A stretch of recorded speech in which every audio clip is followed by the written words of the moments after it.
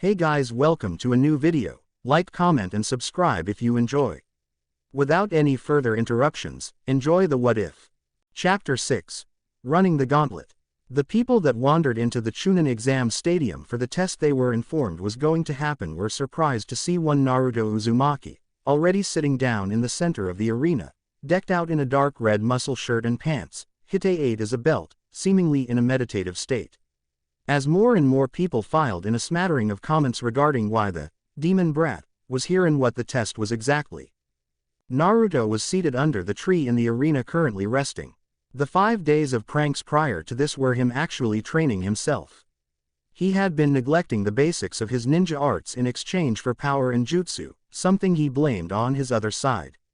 After fighting Kabuto and remembering how he used to be, he remembered the words told to him in his formulative years. The ninja with stealth and surprise on his side should be able to win without ever using a single jutsu. He had spent the days progressively stepping up the difficulty of his pranks, and much to his delight he had never been caught once, even when deliberately provoking a response that alerted others of his direct location. Except for the pranks on Sasuke, no test was intended. That was purely for him, it was just sheer fun. Around 9 o'clock the familiar bear-masked Anbu of Tsunade's arrived next to him. Naruto stood up to properly greet the man. "Hello Kuma-san. Ba-chan send you to get me again?" The Anbu nodded. "Yes, Hokage-sama would like to know if you would like her to tell you the rules of engagement prior to the beginning of your test." Naruto shook his head. "No, she'll just end up explaining it to everyone after they all arrive anyway. There's no need to make her do it twice, so I'll just wait." Kuma nodded and shunshined out of Naruto's space, leaving him to continue meditating until he would inevitably end up being interrupted again. The next interruption occurred at around 9:30 when Kurenai led her team into the arena. Naruto's focus was broken by Kiba loudly bragging, "Oh man, we're all fighting Naruto. What did he do to piss the Hokage off like that to get this to happen to him?" Kurenai looked over to Naruto, who waved back at her in indifference before returning to his meditation. She looked down at Kiba. "Kiba, do not underestimate him here. He already defeated you once already, you shouldn't do the same thing twice in this instance." Kiba smirked in confidence. "He got in a few lucky shots last time. This one won't last nearly as long. Me and Akamaru will knock him out before he can start playing his games." The Kyuubi scoffed in Naruto's mind. "What a loud mutt. I hope you fight him first so you can shut him up and I don't have to hear him bark anymore." Naruto smirked slightly. "Calm down Kyuubi. They'll all get my point in a few minutes." Shino looked over at Naruto, who was still seated under his tree. "Kurenai-sensei, I don't understand why we're all fighting Uzumaki-san in the first place. You said all of the teams would be participating, that is illogical. Why would all of the teams be needed to fight just him?" Kurenai looked at her sunglasses sporting genin. "The Hokage gave him this option last week during a meeting and he took it. I don't understand just why it's happening in the first place, but all you can do is fight him at your best." Shino nodded. "I wasn't planning on doing anything other than that." Kurenai looked at Hinata, who was trying her best to look anywhere but at the blonde sitting under the tree. "Hinata, you will probably have to fight him too. Don't let anything cloud your mind on this.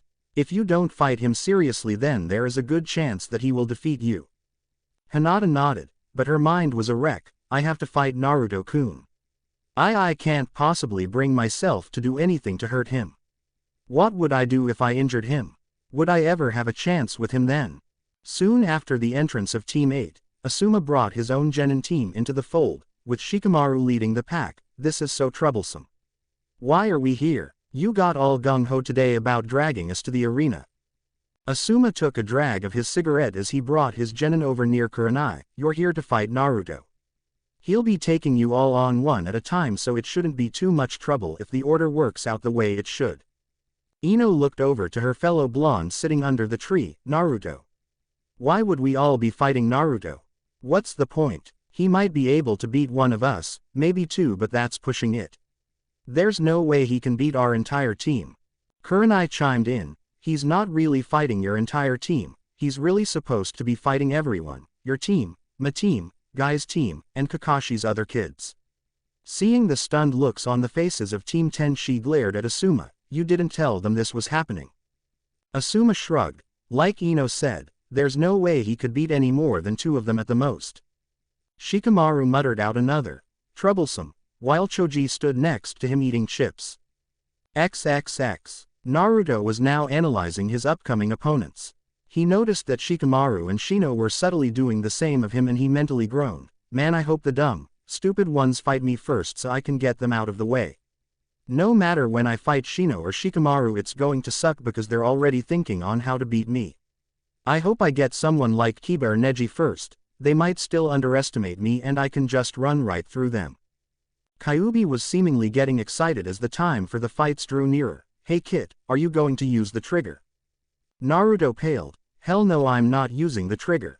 Not here in front of all of these people, and not on Genin. Are you insane? That would kill them.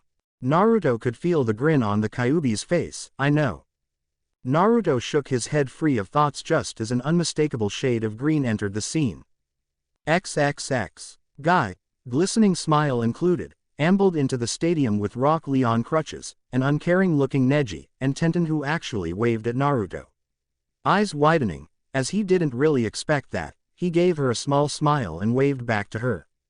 Kurenai was still mad at Asuma for taking this so casually. Guy, I hope you informed your students about what was going on today. Guy gave her a thumbs up. Of course I did. It would have been a crime not to let my adorable students know that they would have an opportunity to fight today. My only regret is that Lee-kun here could not have a chance to test his flames of youth against Naruto-kun. Neji ignored the continued ramblings of Guy and Lee and looked over to the placid blonde under the tree. Taking note of his new look and the sword strapped to his back, Neji narrowed his eyes. Why are we all here just to fight Naruto? At 10:24 on the dot, guess who managed to find his way into the arena? Being dragged by Sasuke, Kakashi let out a nervous eye smile. Sorry, we were almost late.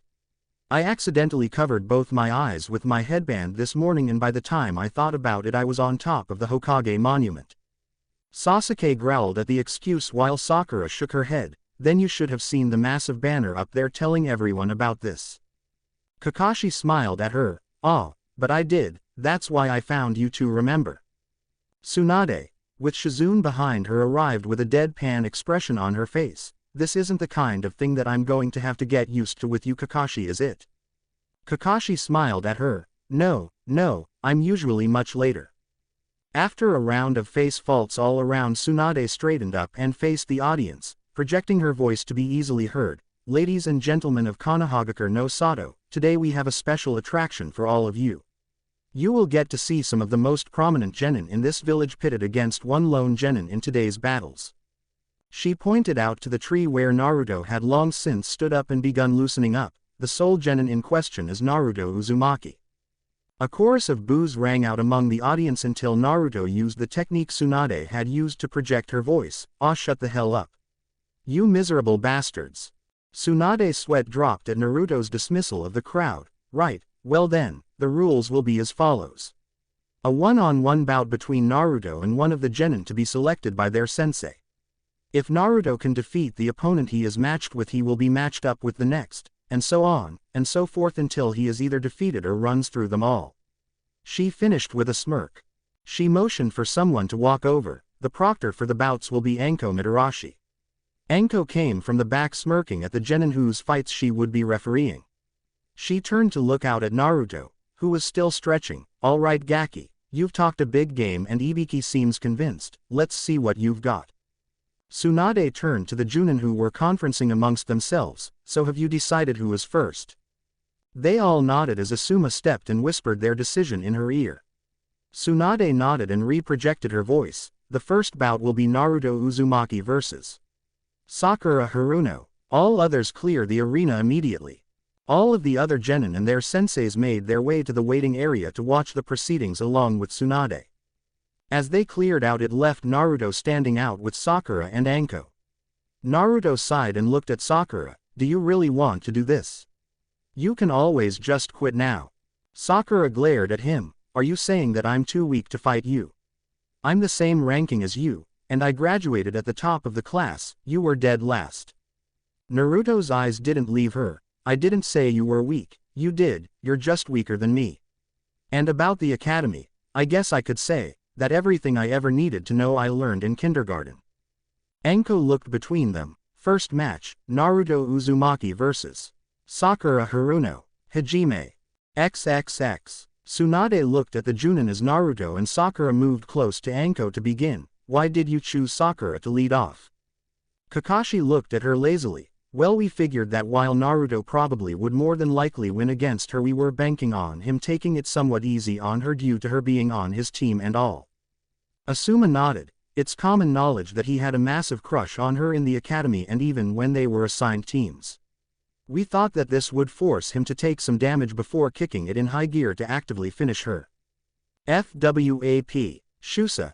Naruto Uzumaki. What? XXX. Naruto looked down at the unconscious Sakura at his feet and then at Anko, who was poking her with a stick. Anko looked up at Naruto and grinned widely. Damn Gaki, what was that for? Naruto shrugged. What? That was a love tap. She just came rushing in with that academy cookie-cutter style of taijutsu, and she had her guard so wide open. It was a jab. Who knew she had the chin of a 5-year-old narcolepsy patient? Anko burst out in laughter at the casual way he handled that. Medics came out and carried her off quickly, clearing the arena once more. Naruto shook his head at the results of his first match. He looked up to the Junin with a deadpan expression. What the hell was that? I really hope you've got more for me than that, or you can just mark me down as winning this whole thing right now. Anko tried to calm herself down from her laughing fit. Kakashi, that was pathetic. Was she supposed to actually do something out here against him? I don't think she could beat an academy student fighting like that. XXX. Tsunade had to laugh at how easily Naruto dealt with his crush, as she saw the Junin looking on in surprise. Kakashi rubbed his visible eye. I didn't think it would be that fast. Asuma chuckled at Kakashi's expression. Why, what happened? I blinked and I missed it. Kurenai looked at Kakashi suspiciously. Kakashi, that looked like a strictly academy attack. Have you taught her anything since she was on your team? Kakashi thought about it. Define anything. Tsunade sighed. All right, that was a waste of an introduction. Who's next? Shizune handed Tsunade the order that the Junin had written out. Okay, Ino Yamanaka. Get down there. XXX. Naruto squinted to see Ino coming out to face him next. Naruto grumbled under his breath. So I'm getting all of the weak ones first. Okay, let's deal with that. Naruto hadn't moved an inch from his first fight, so he simply stood and waited for Ino to take her position. Ino looked at Naruto, smirking at him. I'm not as pathetic as forehead Naruto. Just give up. You won't beat me. At a glance, Ino realized that Naruto's blue eyes were boring into her own without a hint of response. On the inside, however, one could find Naruto rolling with laughter alongside the Kyuubi. She really thinks she can beat me. Are you kidding me? Hey Kyuubi, are you ready? Kyuubi stopped laughing at the behest of its container. Anytime, Kit. Go for it. Anko raised her hand up. Second match, Naruto Uzumaki vs. Ino Yamanaka. Hajime. Ino tensed and waited for Naruto to move, but it never came. Aren't you going to fight me, Naruto? Naruto shook his head. There's no point for me to attack you. It would be overkill, seeing as how no matter what you did I could beat you in one move. Ino gritted her teeth. Oh yeah. She brought her hands up in the famous sign of her family. XXX. Inoichi Yamanaka, who had come to watch the fights alongside his teammates, felt his heart stop when she made that sign. Ino no. XXX. Shintenshin no Jutsu, mind-body switch jutsu. Naruto didn't move as Ino let her spirit fly into his own. Upon contact, Naruto slumped over. XXX. Hiba shook his head and laughed as he saw Naruto go limp. He actually stood still and let Ino hit him with that move. He was watching during the Chunin exam like the rest of us. He should know what it does. Shikamaru nodded. I was worried at first. I didn't know how Ino was going to get him to hold still to hit him with it, but he did most of the work for her. Asuma, however, wasn't so confident. Oh Ino, that was not a good idea. XXX. Anko walked over to Naruto's slumped over body and poked him in the head. Hello. Which one of you brats is in there? Naruto stood up straight. It's me. Ino is in there being entertained, in the confines of my mind. Anko shook her head. That's mean, Gaki. You know why that isn't safe, don't you? Naruto scoffed as he took out some ninja wire and walked towards Ino's body. Well, it was her own damn fault. No one told her to try and mind rape me, but she did anyway. It's not my problem that the only jutsu she knows isn't a battle jutsu. He began tying her up casually. Call it. Anko nodded. Shusa, Naruto Uzumaki. After hearing that, Ino broke out in a scream as she returned to her own body, babbling about massacres and torture and all kinds of things. Naruto raised an eyebrow as the medic team escorted her off. Kyuubi, what the hell did you do to her? Kyuubi was batting its tails in a pleased fashion. Well, Kit, you told me not to kill her or maim her, so I simply directed her to some of your older memories. You know, tried to show her just what a real shinobi is. Naruto felt like rubbing his temple. What older memories? Naruto knew the Kyuubi was having fun with this, just all of the fun ones. Like that time at Kuminari no Kuni, for example. Naruto blanched. Kuminari no Kuni. Do you know how many of those motherfuckers I killed back there? You showed her ones like that. I think you might have given her PTSD or something. You know they'll blame us for that, right? Kyuubi chuckled. Well, you did let me do it, so I think technically it is our fault anyway. Naruto ambled back over to Anko. I hate you. Love you too, Kit. XXX. The Junin in the waiting area all had grimaces on their faces. Naruto intentionally allowed Ino to use Shintention no Jutsu on him, knowing that he had something of a natural defense for it. Kakashi looked at Ino being carried away. Well, that's 2 down and he didn't even have to do anything to win. Kurenai was a bit more upbeat about the whole situation. Well, at least next match I know he'll have to fight. Asuma looked at the fight order and nodded. There's no way he gets out of this one without some damage on him. Tsunade glanced at them briefly. Send whoever it is down then. Kurenai walked off to fetch the next genin to fight. XXX. Naruto was once again standing by Anko, who was looking at him. You know, Gaki, if you actually want to get promoted from this, then you're eventually going to have to, I don't know, fight. Naruto smirked at her. You're just bored. Anko waved her arms childishly. You're damn right I'm bored. You haven't moved 12 steps since this whole thing started. I expected some action. You've just ended up fighting 2 little girls that I could beat while I was hog-tied. Naruto frowned. Well, yeah, they suck. That's why I didn't try fighting them. Why waste energy beating them when I could let them beat themselves? Anko pouted. I wish someone would come out here to kick your ass so I can enjoy myself. Naruto chuckled. Keep on dreaming, Snake Lady. I'm doing this to prove a point if you didn't know. I'm proving that they can't beat me. That kind of implies that none of them are going to get a good fight out of me. Naruto noticed someone coming from the tunnel for his next fight. XXX. Choji and Shikamaru watched Ino being carried off after Naruto was declared the winner. Choji was watching in shock as Naruto had shrugged off her family technique like it was nothing. Shikamaru, what just happened? Ino hit him with Shintention, didn't she? Shikamaru nodded. Yeah, she hit him head on. She was in there good. He must have a strong will, like Sakura had to break out of it or something. Choji nodded. But what about all of that stuff she was screaming? Slaughters, tortures, beatings. What does all of that stuff mean? Shikamaru watched Naruto retake his spot. I don't know, but we have a real concern right now. We don't know who's fighting him after this. Look at him. He hasn't had to do anything at all and he's already won 2 fights. Asuma walked up behind them and placed a hand on their shoulders. Don't worry guys, he's fighting Kiba next.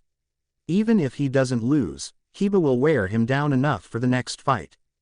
XXX. Kiba was smirking as he set Akamaru down beside him. Finally, time for my rematch, Naruto. You won last time, but you can't do it twice. I'm getting my win back. Naruto said nothing and looked to Anko to start the fight. Match 3. Naruto Uzumaki vs. Kiba Inuzuka, Hajime. Shikyaku no Jutsu, 4 legs technique. Kiba crouched down on all fours as his features became even more feral. This was all well and good for about 3 seconds until a blue shinobi sandal implanted itself under his chin and sent him flying backwards. Akamaru ran to his master, barking frantically as Kiba slowly pulled himself to his feet. Kiba shakily stood up. Yeah, I'm alright boy, he just caught me off guard. He looked up to reveal that Naruto was nowhere in sight. Kiba chuckled before jumping out of the way as a pair of hands broke through the ground he was standing on. Kiba laughed as he dodged the hands. I thought I told you last time. I can smell you, Dobi. You can't sneak up on me. His gloating was cut short as a sharp pain in his back sent him flying forward.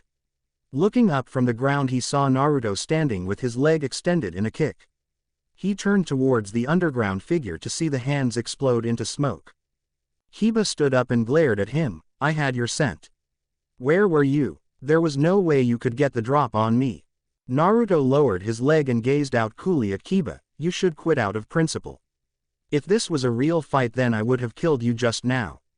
Kiba growled at Naruto while he just looked at him. Just because you can identify that I'm in the area means jack shit if I'm too fast for you to pinpoint my location. Kiba hurriedly grabbed a pill from his pocket and threw it at Akamaru, remembering his opening troubles when it came to moving too slow. The little dog turned red after swallowing the pill while Kiba provided him some of his chakra, Jujin Bunshin man-beast clone. Kiba pulled out his smoke bombs and threw them at Naruto, engulfing him in smoke. Remember this, Naruto. Well, here we go again. Kiba and the transformed Akamaru ran at the smoke and jumped towards it, Gatsuga dual-piercing fang. After the twin drills tore through the smoke until it dissipated, Kiba and Akamaru stood in the smoke, sans Naruto, dumbfounded, and surrounded by kunai. Naruto came from his spot in the tree over to them. Kiba saw him walking up with his hands in a hand sign and tried to charge and attack him before running into an invisible barrier that threw him back and numbed his body. What the hell is this? Naruto made some more hand signs before stopping halfway through the last one. You should surrender. This is going to suck for you. Kiba bared his teeth at him. Answer me. What did you do? Naruto shook his head. It's not what I did, it's what I'm going to do. Last chance. I'm not supposed to really be trying to kill you guys, and this jutsu has the potential to do it. Kiba and Akamaru just kept trying to break through his barrier. Naruto shrugged and made the last hand sign. Your funeral, Raiden. Denki Hokai, lightning release, electric implosion. The electric prison glowed white within until it was blindingly bright before the sounds of sharp crackling rang out. Naruto held the final hand sign for 10 seconds before he finally released it, revealing Kiba and Akamaru both unconscious and suffering from electric burns. Naruto walked over and picked up his kunai as Anko checked Kiba and Akamaru's vitals. She sighed in relief upon finding they were still alive and looked at Naruto, who was pocketing his kunai. Naruto shrugged. What? I asked him if he wanted to surrender. Did he think that anything I did from that point wouldn't mess him up? Anko gave him a dry look. You know you kids aren't supposed to kill each other out here. Naruto gave her one in response. He's still breathing, isn't he? If I wanted to kill him, you could have replaced those kicks I landed at the start with my sword. Anko shook her head and smirked. Shusa, Naruto Uzumaki.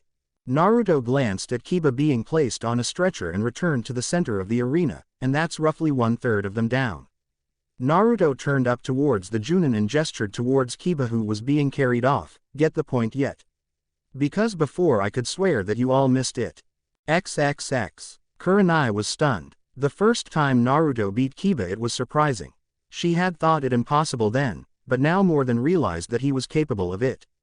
It was how easily he beat Kiba this time around. Kiba didn't lay a finger on him the entire time. Kurenai clutched the order sheet as she marked off Kiba's name. Tsunade noticed that the crowd was perplexed. They had all been told that Naruto had no talent as a ninja, and here he was decimating the best ninja in his class, all of whom except one belonged to prominent clans. Kakashi moved closer to Tsunade. Tsunade-sama, it seems like you expected this to happen. Is there something that you know that we all don't? Tsunade grinned smugly at Kakashi. Why Kakashi? Isn't he on your team? Shouldn't his Junin-sensei have an idea of what goes on with his students? Kakashi was not in the mood for games. Tsunade-sama, seriously. This Naruto is nothing like the one I was conditioned for when he was assigned to my squad. Something has happened and I can tell you know what is going on. Tsunade turned to Kakashi and gave him a serious look. Listen Hitaki, all I am at liberty to really say about the matter is that Naruto has rediscovered his potential. This is the real Naruto. If you want to find out about him, then go and ask him yourself. If this keeps up, he won't be yours to command for much longer anyway. XXX. Naruto immediately put his game face on when he realized who he was to fight next. Okay, Pop Warner time is over, time to get serious. Shino walked out calmly from the back with his hands in his pockets as he moved up to Anko in a calculated manner. Anko elbowed Naruto in a teasing fashion. Well now Wonder Gaki. How are you going to handle this one? No clue. With those bugs on him I won't be able to hide. I wouldn't be surprised if he had one on me already. Naruto spoke under his breath as Shino drew close. I'll let you know when I figure it out myself.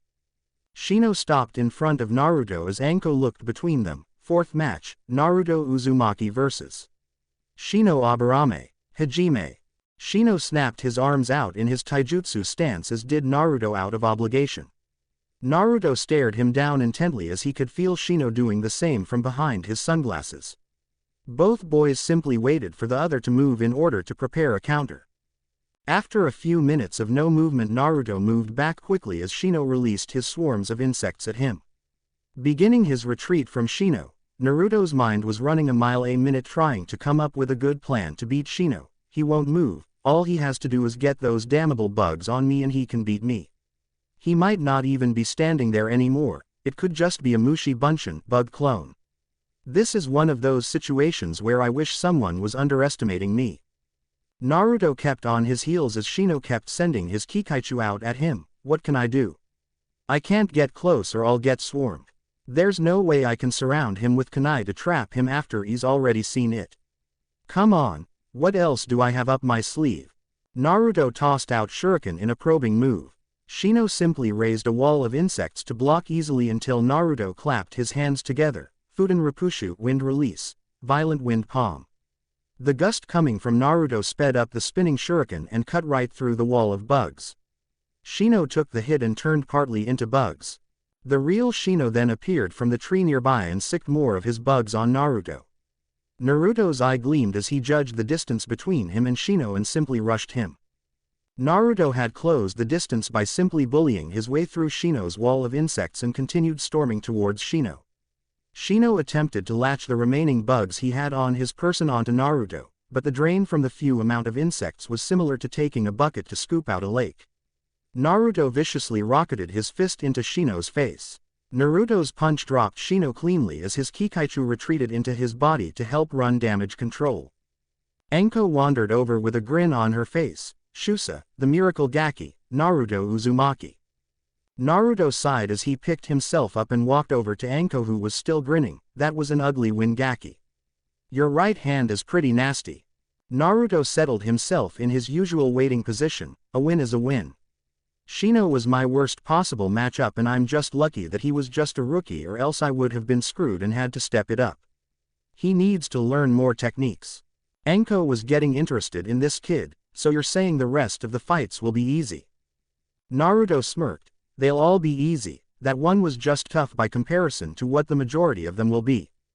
XXX. Shikamaru watched the medics carrying off Shino and had to let out a groan. How troublesome, he fought 4 of us and he still isn't tired yet. Neji, who had been silently appraising Naruto's fighting since the start of the test, looked out at the boy in a thinking fashion. I lost to him last time, and now it seems as if he has only grown in leaps and bounds since then, and he has yet to even draw the sword on his back yet. Tenten, who had been next to her teammate throughout the proceedings, was amazed by how well he was fighting. Where did all of this come from? No one has even touched him yet. I wonder who could be next. Rock Lee had fire in his eyes. Oh, were it not for my injuries I could test my own youth against Naruto-kun's considerable flames. I will seek him out for a spar once I recover, and I cannot I will do 500 fingertip push-ups, and if I cannot do that then I will. Lee, enough. Neji stopped that train before it got rolling. We've seen 4 fights and I still can't pinpoint a viable set label for him. If I had to call him anything I would say he is a mid to close range specialist. Tenten smirked at Neji. Wow Neji, I don't seem to recall you trying to analyze Naruto's fighting style the first time you two fought. Neji gave her a small smirk back. That's why I lost the first time. Sasuke was standing alone gnashing his teeth as he watched Naruto basically sleepwalking through his matches. When is it my turn? I want my opportunity to fight the Dobi. Itachi wanted something with Naruto. All of that emotion in his face, it was all directed at him. He barely considered me at all.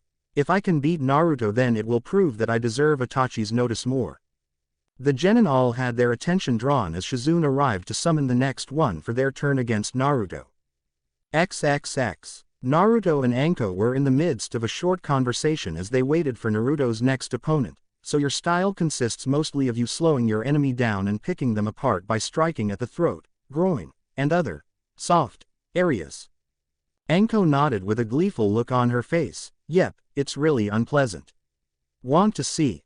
Naruto unconsciously grabbed his groin. Nope, I'm good. Who's next? Anko pointed at the tunnel to get him to look. Naruto followed her line of vision to see Tenten entering from the tunnel. Okay, number 5, let's do this.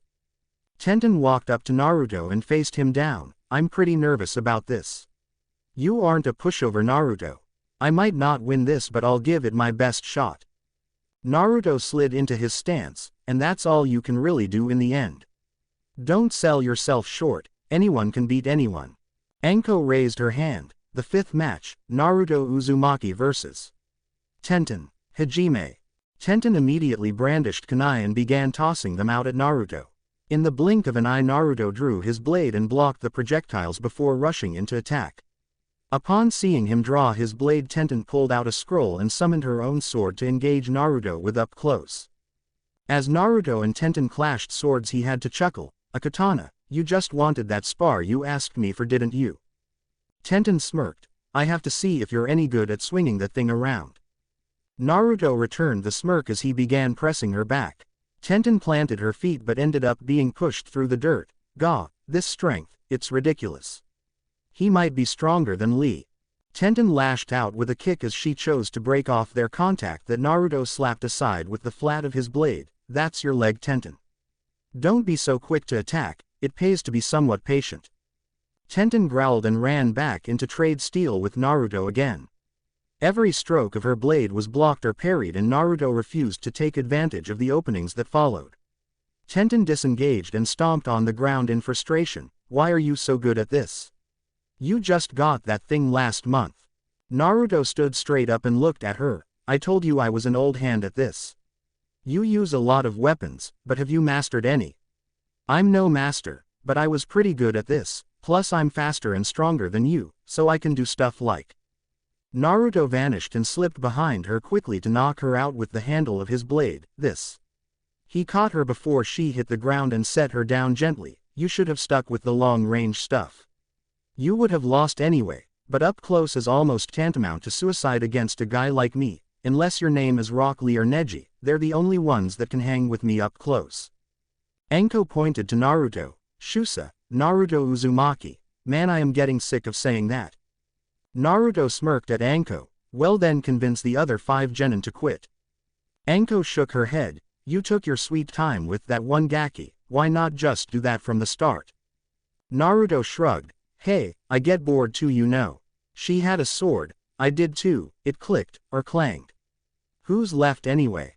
XXX. Asuma was dumbfounded as he watched yet another genin fall by his hand. What is he? How could he possibly be so good? He was just playing with her the entire time. No genin could possibly fight like that. Kurenai checked Tenten off of the list. 5 down, 5 to go. This is absurd. He's running right through them all. He hasn't had a single fight that lasted more than 5 minutes. Kakashi had gotten used to Naruto whooping ass on the genin and was still trying to sort out just what made him this way. Did Jiraiya do this during the month he was with him? What am I missing here? Asuma threw his hands in the air. Send out the next one, there has to be someone who can beat him. XXX. Naruto was mulling his potential opponents around in his head when his next one entered. Naruto saw the unmistakable expression of one Shikamaru Nara coming his way. Shikamaru took a lax stance in front of Naruto as Anko looked at his expression. Geez kid, could you look any more excited to be here? The 7th match, Naruto Uzumaki vs. Shikamaru Nara. Hajime. Shikamaru scratched his head and made his rat seal. That's because I don't want to be here. There's no reason to fight here. At least during the Chunin exams I had to fight to avoid getting hurt, to get my team to the next stages, and if I had been motivated, fight to get promoted. There's no reason to fight you, there's nothing to gain or lose. This whole thing is so troublesome. Naruto put his hand on his neck and rolled it around. So, quit. Shikamaru shrugged. All right, later. Shikamaru turned and headed back up the tunnel waving over his shoulder. Anko blinked a few times. Wow kid. Just, wow. Naruto blinked at Shikamaru's retreating form. Holy crap, I just took a freaking shot in the dark. I had no idea that would actually work. I'm awesome. Anko snapped out of her stupor. Right, well, Shusa, Naruto Uzumaki. XXX. In the stands, Choza Akamichi and Inoichi Yamanaka's sweat dropped at the results of the fight. Choza looked over to his longtime partner Shikaku. Your boy is more like you than you care to mention, Shikaku. Shikaku shrugged. Hey, have you been watching this crap like I have? He didn't have a chance to win and he knew it. Naruto gave him a way out. The kid must be getting tired of this. Inoichi nodded. We've already determined that he can wipe the floor with all of our kids, so why are we still here? Choza chuckled. Speak for yourselves. He still hasn't fought Choji yet. There are still kids that can fight. This isn't over by a long shot. XXX. Tenten, who had woken up shortly after her fight with Naruto, looked at Shikamaru with a twitching eyebrow. You quit. Shikamaru yawned as he made his way to the railing. I didn't see any reason to fight. Neji frowned at his attitude. To prove yourself to all of the ninja and people in attendance. For your clan's honor. Shikamaru looked over at Neji lazily. There's no point. You might think all of that clan honor stuff is a big deal, but me, not so much. I didn't want to do this in the first place, and seeing how he's handled everyone else so far just solidified the fact that I really don't want to fight that kid. Sasuke scoffed. You're just too lazy to fight. Shikamaru glared at Sasuke. I did fight. I trapped him in Kajimane no Jutsu, Shadow Possession Jutsu, the second the fight started. When he rolled his neck he didn't show any resistance at all. My control over the technique isn't enough for me to keep a hold over a certain amount of brute force. The light out here was too much for me to use it effectively. It's around noon, and he didn't even blink. That jutsu is all I had on him. I couldn't have won. XXX. Asuma was hitting his head on the wall. Damn Shikamaru. I should have known he would do that shit. Why didn't I put him on sooner? Tsunade was hanging on the railing laughing. Well, at least he knows when he's outmatched. Maybe he should be a Chunin Asuma. Kurenai checked his name off. 6 down, 4 to go. Her eyes widened when she saw who was next on the list. Oh no. I didn't think it would get this far. XXX. Jan, Ken, Pawn. Anko pouted at the results. You brat. Naruto slapped Anko's closed fist. It's not my fault you always choose Rock Anko. Anko kissed her fist. Ah, good old Rock, nothing beats that. Naruto's sweat dropped. Yeah, sure, why not? Naruto growled in frustration. Kami. When's the next fight? I want to finish kicking everybody's ass so I can get my promotion and go home. Anko looked behind Naruto and turned him around. Oh, Hinata's next I guess. Naruto jumped backwards and set himself in his stance. Hinata shakily set herself in her Juken stance and looked out at him, and Naruto-kun. Naruto's eyes hardened. Talk later, fight now. Come on Hinata, bring it on. Naruto's eyes bored into hers. Analyzing everything he could find, stripping her bare, this isn't Naruto-kun. His eyes have never been so cold before. There's none of the warmth there was before, just strength, strength that I can't match. Anko noticed the fidgeting of the girl. This girl is going to get destroyed if she doesn't shape up. This Gaki will be ruthless once the fight starts. She lifted her hand. 7th match, Naruto Uzumaki vs. Hinata Hyuga, Hajime. Naruto wasted no time and dashed in to deliver a hook to Hinata's body and a side kick to her head, sending her to the ground quickly. Hinata laid on the ground with her eyes welling with tears. Naruto-kun. Could you really hurt me like this? What happened to you? Get up. Her eyes turned onto the boy in question who was patiently standing and waiting for her to get up to continue. There is no way that that was enough to put you down, so get up and fight me. Don't lay down and quit. I can accept that from Shikamaru but not you. I thought you had more in you than that. He began pacing as she remained on the ground. I remember watching you fight Neji, and I remember how you fought him. Yes, He was more skilled than you, but you showed fire, you showed that you have drive, and you showed that you have the courage to fight. He stopped and looked at her. Not now, I have to say. She locked eyes with him again and tried to find the Naruto she had come to love during the days in the academy, and again found nothing, none of the upbeat, positive, bright Naruto she had known back then. This one was serious, professional, with the eyes of someone who knew just what kind of world he was living in. The scar simply added on to that. She began to stir from the ground and looked at him defiantly. You're not Naruto-kun. Naruto jerked an eyebrow. Excuse me. Hinata's eyes sharpened as she raised her voice. You're not Naruto-kun. Naruto-kun never acted like this, never spoke down to people, he would never use techniques like he used on Kiba-kun. Who are you? Naruto's eyes narrowed at her insinuation. Oh, I get it. I don't have my head in the clouds and can see things around me for what they are, so I'm not Naruto. I can find people's flaws and will actually comment on them openly, so I'm not Naruto.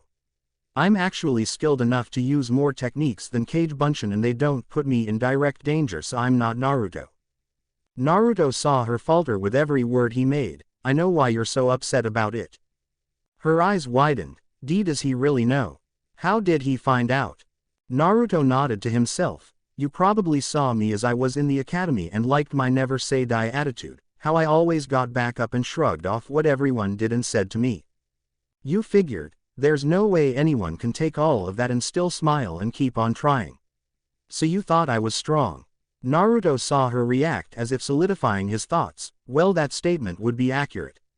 No one can keep on going through all of that and keep smiling, unless you're brain dead or something. Her reaction was priceless. He jaw-dropped before she began speaking rapidly, trying to rescind the previous thought. Naruto raised a hand for her to stop. This is me. I'm still strong like I was back then, I'm just not willing to take bullshit like I was back then. Taking people's shit and coming back for more with a grin doesn't make you strong, it makes you stupid and weak. The reason people like you and people like me tend to want to get strong is to prove others wrong, to spite them, or to get strong enough that no one ever tries to fuck with you again. Naruto pointed at her. That's what you want. You want strength for the second reason. You do, even if it's subtle. You never want anyone to treat you the way Neji treated you during the preliminaries again, which by the way you act and the way you almost took it laying down must happen regularly. You want to be left to do things your own way, for those in stations above you to just let you be to live your life, but you quit. You saw me taking all my lumps in the academy and getting back up, and you didn't want to put the work in anymore. You wanted to settle for the strength to just deal with what life handed you. You didn't know that it's impossible for a human being to take that the way I did, and I became an ideal to you, an unreachable paragon. Hinata looked up with tear-filled eyes. No, that's not true. It isn't. I looked up to you as someone to be like, someone to strive after. Naruto rolled his eyes. Like a paragon. Hinata shook her head. No, not like that. It's because I admire you. Naruto caught on and spoke lowly. You don't admire me, Hinata. You admire the idea of me, or the old me I should say. If you had me then you thought that it wouldn't matter if you could never get the desire you had of just being able to deal, that if you had me that I could lend you enough of my own to get you by. Don't do that. I'm not your golden ticket. I'm not the answer to your problems. I'm just a guy with a sword and a whole can of whoop ass. He spoke up now. If you want me to teach you how to fight, or how to get stronger, I can't do that, and I can't take your problems away from you. Do you know why? Hinata shook her head. Tears were just about to fall. Naruto smiled sadly. Because you can't respect someone that kisses your ass. Hinata, you didn't even try to fight my reasoning for why you thought you saw something in me. You were too afraid to go against me. What if that manifests again in something else later on and I'm not there for you to get a boost from? If you won't defend yourself to me, the person you admire, then how can you defend yourself against others when I'm not even there? Naruto sighed and ran his fingers through his spiky hair. Enough of this. This really isn't the time or the place for this kind of thing. This is the time for a fight. Now come, give me your best. Hinata let tears fall from her eyes. Naruto had yet to slip into his uncaring phase before he saw them hit the ground. Hinata. Her eyes floated up to him once more. Prove me wrong then. Show me I'm full of shit. Take an actual step towards changing yourself and fight me, damn it. Don't just go with the flow, your life won't let you do that. The things you need and want to accomplish in this world won't just come to you, no one's going to hand you the answers. Everything you want, it's there. So take it. Despite the harshness of his words, she looked into his eyes and saw something, concern, something that she had overlooked earlier. The fox in Naruto's head chuckled, nice monologue ninja, you should write movie scripts. Naruto inwardly sneered, fuck you Kyuubi, that was serious. She needs to get it together, life is way harder than this. Hinata looked shocked for a moment before she wiped her eyes and fell into her stance, activating her Byakugan to begin.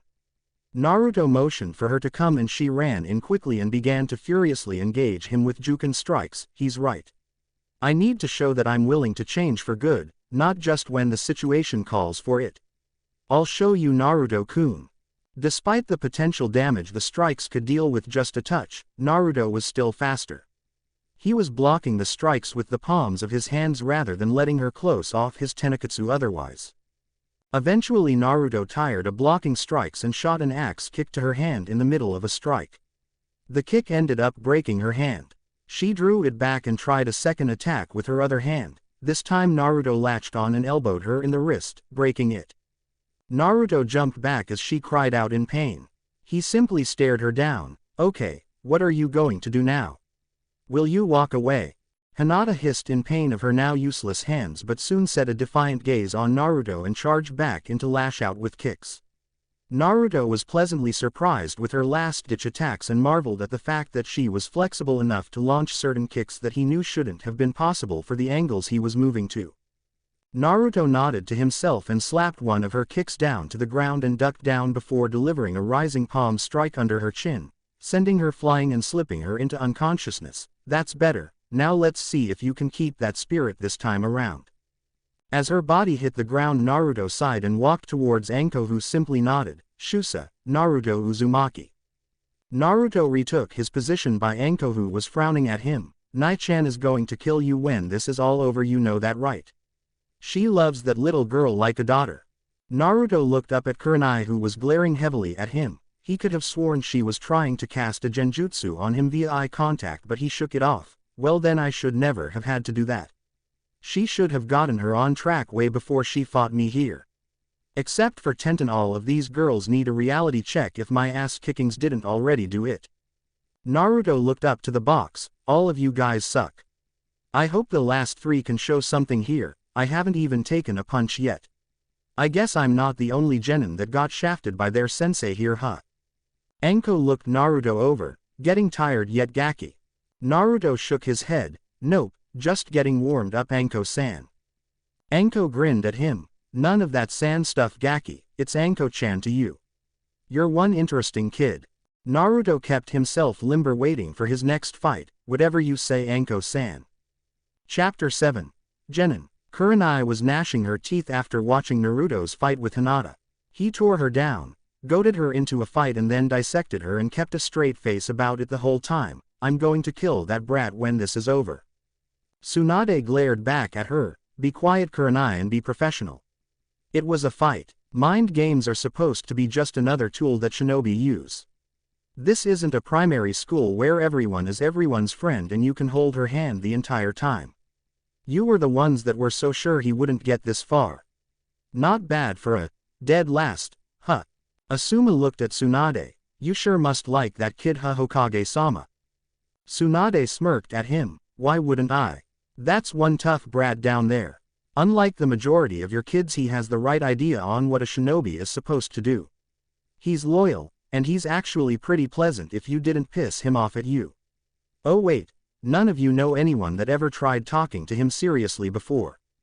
Tsunade laughed slightly. I have half a mind to promote him to Junin after this. He's already got Chunin. Guy walked up. Tsunade-sama, I admit, Naruto-kun's flames of youth burn brighter than previously advertised, but are you sure? Junin is a whole other league, especially for a child. Tsunade looked at Guy with a smirk. Well, he's still got 3 fights left. He'll show you just what league he's in. I think I'll give him some time as a Chunin first. He won't get anything less than that though. I don't think any of the remaining genin can even touch him. Kakashi chimed in, he still hasn't fought Sasuke yet Tsunade-sama. Things can change in the blink of an eye, you know. Tsunade got a predatory look in her eye, so Kakashi, sounds like you still don't think much about our little blonde Gaki out there. How about a little wager? Kakashi I smiled, name your terms. Tsunade's grin got wider, oh this one might entertain you quite a bit, and I wouldn't really call it a wager, more of a request of sorts. XXX. In the crowd the recently released Sand siblings were in attendance, stopping off to watch the event going on in the stadium before returning to their home, their time as POWs now over. Taking their seats they were curious as to what was going on. Kankuro noticed Gaara watching down on the field intently. Looking down there himself he saw Naruto standing alone with Anko down in the center. Isn't that the kid that caught us?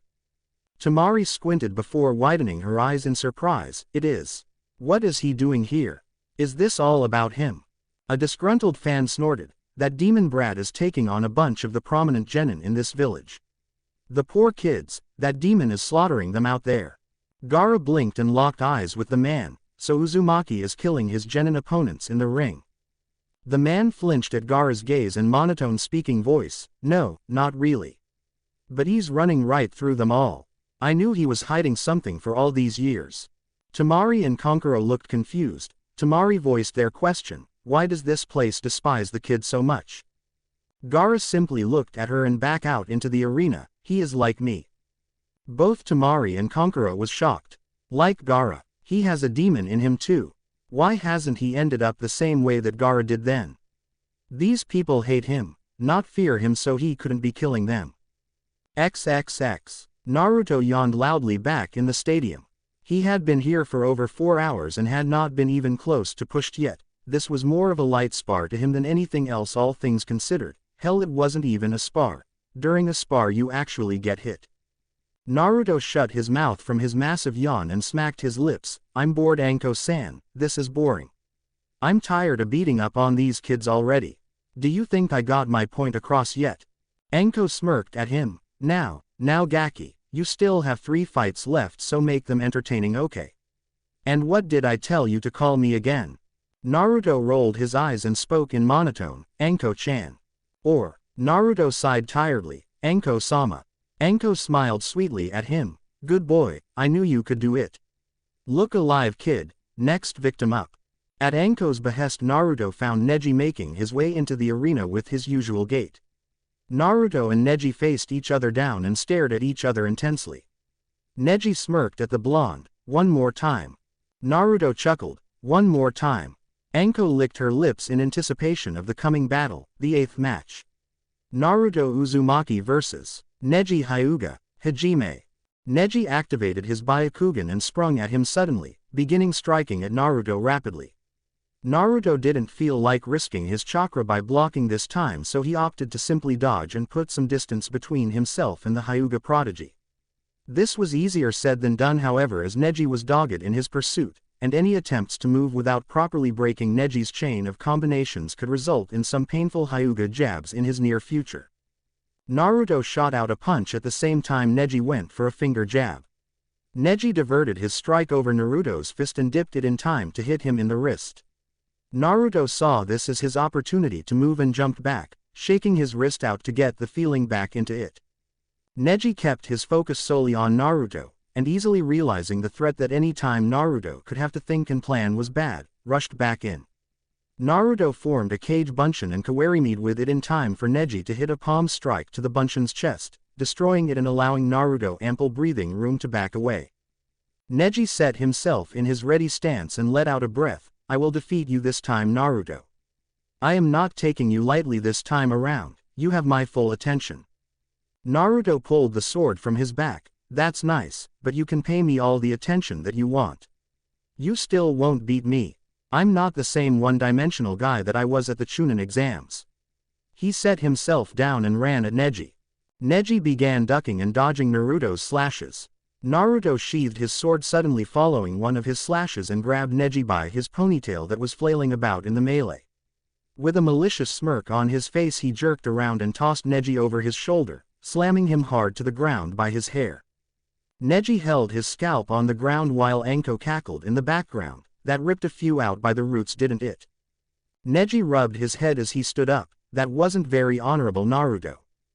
Naruto shrugged. We're ninja, honor is for samurai and dead men.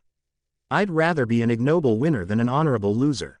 Neji slipped back into his stance. That may be, but you are in range of my field of divination. A sigh came from Naruto's mouth. Fuck. Neji dashed in and began his assault. Hake, 2 palms. Naruto dodged the first 2 strikes. Neji kept going, 4 palms. Naruto kept dodging as Neji picked up the pace, 8 palms.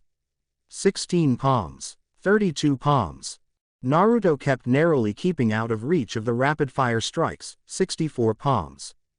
Naruto's eyes widened as he saw that Neji wasn't stopping his assault. The blistering speed of his hands had Naruto actually worrying about getting hit. Finally Neji clipped him and began tagging him with shots. Hake Hyaku Naijuahachi Sho, 8 trigrams 128 palms.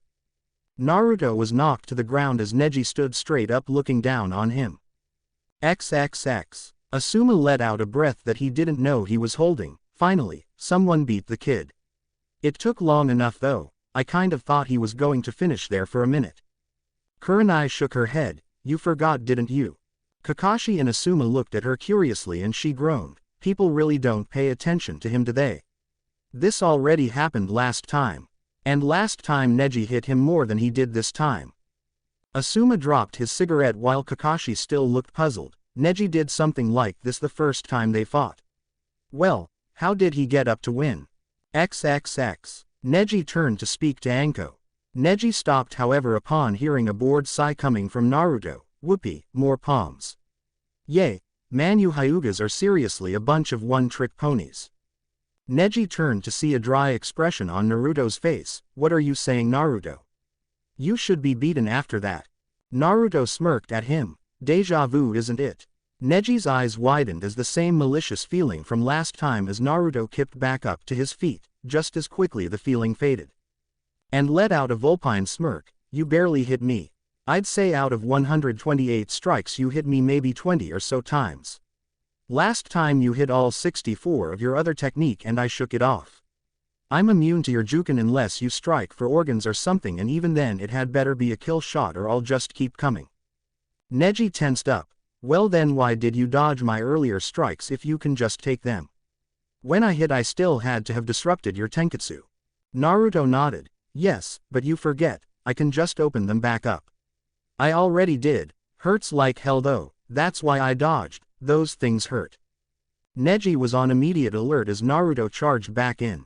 Luckily Neji performed his Kaden prior to Naruto reaching him. Naruto was thrown back and scoffed. You want to try that again? As he drew the sword from his back Neji prepared for another rotation. Naruto dashed in as Neji began to spin. Naruto channeled wind chakra into the blade of his sword and split right through Neji's shell of chakra, bursting out the other side. Neji stood still for a moment before dropping to the ground as blood shot from the wounds that appeared on his chest and back. Naruto ignored the outraged cries of the people. Ultimate defense, my ass. Naruto walked over to Neji and placed the blade by his throat. Neji looked up at him with difficulty. How? Naruto looked down at him. Don't worry about it. Sleep. Naruto cracked Neji with the blunt side of his ninjutsu, knocking him out to end the fight. Anko walked over and called for the medics while Naruto walked over to a grassy area to wipe off his sword. Shusa, Naruto Uzumaki. XXX. Asuma was clutching the guardrail tightly. That was wind chakra. How could a genin possibly know elemental manipulation to that kind of extent? That's an elite level skill. XXX. Naruto turned to see Choji making his way out onto the field. Choji unwarily stood across from him and got his first eye full of Naruto's combat stare. He felt like he was drowning in the ocean as he looked into Naruto's eyes that resembled the coldness of an iceberg. Choji bit his lip and steeled himself. He was no fool. He had seen what had gone on in all of the other matches. He knew he had no chance against Naruto. If he was strong enough to fight off Shikamaru's Kajimane no Jutsu, he knew he couldn't match up against him because his strength was really all that he had over most genin. Naruto was faster, stronger, and had too many ways to beat him. But he wasn't going to walk away from the fight just because he knew he would lose. Worst case scenario, Naruto knocks him out and he spends a few hours looking up at a hospital ceiling until his parents come and get him. He knew Naruto wouldn't hurt him unnecessarily, so he could more or less place this in a category similar to sparring with his father. He knew he wouldn't win, but that was no reason not to try his best. Choji gulped and motioned to Anko that he was ready. Anko took her spot between them. The 9th match, Naruto Uzumaki vs. Choji Akamichi, Hajime. Baika no Jutsu, multi-size jutsu. Anko had to jump out of the way as Choji immediately went straight into his clan jutsu list. As quickly as he could he tucked his head, arms, and legs into his body. Nikuden Sensha, human bullet tank. His massive form began its rollout towards Naruto, who was swiftly on the defensive to avoid being squashed by the chubby ninja. Despite being in the shape of a massive ball, Choji was quite mobile in that form, and was far faster than he was outside of it. Naruto found that the longer Choji rolled, the more momentum he picked up. Naruto pumped chakra into his legs to gain the necessary distance to warrant turning around to face Choji. Naruto channeled wind chakra to his fists and thrusted them out linked together. Fujin Seiken, wind release, divine fist of the wind god. The force of the wind jutsu hitting the meat tank sent the rotund ninja flying backwards until he bounced off of one of the stone walls lining the arena. Choji came rolling right back at Naruto, who simply stood right in his path and waited for him. When he got close enough, Naruto cocked his leg back and gave Choji a chakra-enhanced kick that sent him flying once more, only into the stands this time. Choji released the jutsu to avoid crushing the spectators and ended up crashing into the stairs and rolling down them until he finally came to a stop at the bottom. After a few minutes of him trying to regain his senses, Choji shakily stood up and faced Naruto, wincing with some blood coming from his lips. "You're strong, Naruto. I know I can't win here." Naruto nodded, "But the important thing is that you tried. Do you want to continue?" Choji looked up in the stands to his father. Choza knew what Choji was asking him and sat in contemplation before silently shaking his head. Choji turned back to Naruto and sighed, "I wish I could. But there's only one way that I can even hope to hang with you, and my dad really doesn't want me trying it. It's really dangerous. I surrender." Anko nodded and pointed to Naruto. "Shusa, Naruto Uzumaki." Naruto sighed, "I kind of wanted to see what you could do, Choji. You have some serious potential. I can only imagine what you had up your sleeve, but I understand. Maybe I'll get to see it one day." Choji held his ribs and smiled at Naruto before heading back to the waiting area. Naruto grinned and looked up at the waiting area where the others were watching from. Looking at all of the Junin, he held up all 10 of his fingers and slowly ticked them all down until one thumb was left up before he slowly dragged it across his throat. XXX. Guy was marveling at the sheer raw power that Naruto had just shown against Choji. He stopped him with a kick. "Just a kick, nothing more. That's incredible. I wouldn't even attempt something like that." Tsunade smiled at Naruto and looked back at her subordinates. "Last chance. Sasuke has to win or you all know what will happen." Asuma shrugged. "Yeah, we do, but I still don't see how that could be a punishment for losing a bet." Tsunade chuckled. "Okay. Just keep with that line of thought." XXX. Anko noticed the crowd beginning to buzz, mostly over how the last Uchiha would wipe the floor with the demon. Naruto simply stood calmly and waited for the fight to come. Anko really had taken a liking to the kid over the course of the day. He was entertaining to her, whether intentional or not, and he didn't act much like his age. She also realized that he fought like a professional. She definitely had to seek him out for a spar or two after this was all over. Anko nudged him to get his attention. "Last one, Gaki. How are you going to handle this one?" Naruto shifted his eyes to her. "The same way I handled the rest of them. I'm going to kick his ass." Anko smirked. "What, you don't think the Uchiha will pose a challenge to you?" She spoke in a sarcastic tone. "You think the almighty Sharingan isn't enough for him to win?" Naruto chuckled. "Nope. Hell, I don't think it'll even help at all here. He can't copy anything I can do. I don't need hand seals to make Kage Bunshin, even if he had the hand seals for my Raiden. Denkai branch moves, he still doesn't have the ones for Raiden. Denkai in the first place, so they're useless, and my Fuden Jutsu don't need hand seals either." He can't copy anything I'm actually willing to show here. Finally Dobi. Naruto noticed Sasuke walking up to him. This Sasuke didn't just have his air of superiority over him, he had a tinge of excitement rolling off of him. He was spoiling for this fight. I can finally prove once and for all that I'm better than you. Get ready to lose. Naruto had his arms crossed. If you were really strong then you wouldn't have to prove anything to anyone. I'm just doing this for my career. If I don't show all of these idiots that I'm talented I'll never get a promotion. Naruto looked to Anko who moved between them. She turned towards the crowd, the 10th and final match. Naruto Uzumaki vs. Sasuke Uchiha. The crowd roared for Sasuke as a smug smirk came onto his face. Looking at Naruto he flashed the famous eyes of the Sharingan making the crowd roar even louder. Anko rolled her eyes. Show off, Hajime. Sasuke dashed in, remembering how poor Naruto had been at taijutsu all the times that Kakashi had them spar in the past. Apparently he hadn't been paying much attention to the happenings of the day too much. Naruto slapped his initial punch aside and grabbed onto his ankle to pull him forward roughly before hitting him with a vicious clothesline to the throat. Sasuke hit the ground hard holding his throat and coughing. Naruto walked around him slowly and let him get his breath. You know Uchiha, part of me is telling me to just knock you flat on your ass, get my promotion, go home, and sleep until later disturbed. A feral grin spread over his face however, but it's a whisper compared to the part of me that's screaming to flat out humiliate your ass in front of all these people. So get up, because this is a long ass trail you're taking Uchiha, and this is just the first turn bitch. XXX. The Sand siblings were getting pretty fed up with how the crowd was treating Naruto. The demon just hit the Uchiha. There's no way Uchiha-sama can lose to something like that. It was luck. This entire thing has all been luck. Tamari asked a man nearby, how many fights have there been so far? The man kept his eyes on the current battle. There have been 9 so far. The brat beat everyone that was put in front of him. None of them have even been able to touch him. Tamari watched Sasuke shakily pick himself up off of the ground. That isn't the same kid screaming all the time from the exams. Kankuro nodded. What happened? I wouldn't have even considered him a threat until he ended up beating us in the woods. XXX. Sasuke, just now getting his breathing back to normal, stood and glared at Naruto. How did you hit me so easily? You were never this good before. Naruto set back into a ready stance. Well, this isn't before, is it? You can't hit me fighting the way you do. Trying to beat me with taijutsu would be like you trying to fight Kakashi with taijutsu, except I won't be so nice about it. No gimme shots for you to boost your ego. If you try that again I will be breaking something.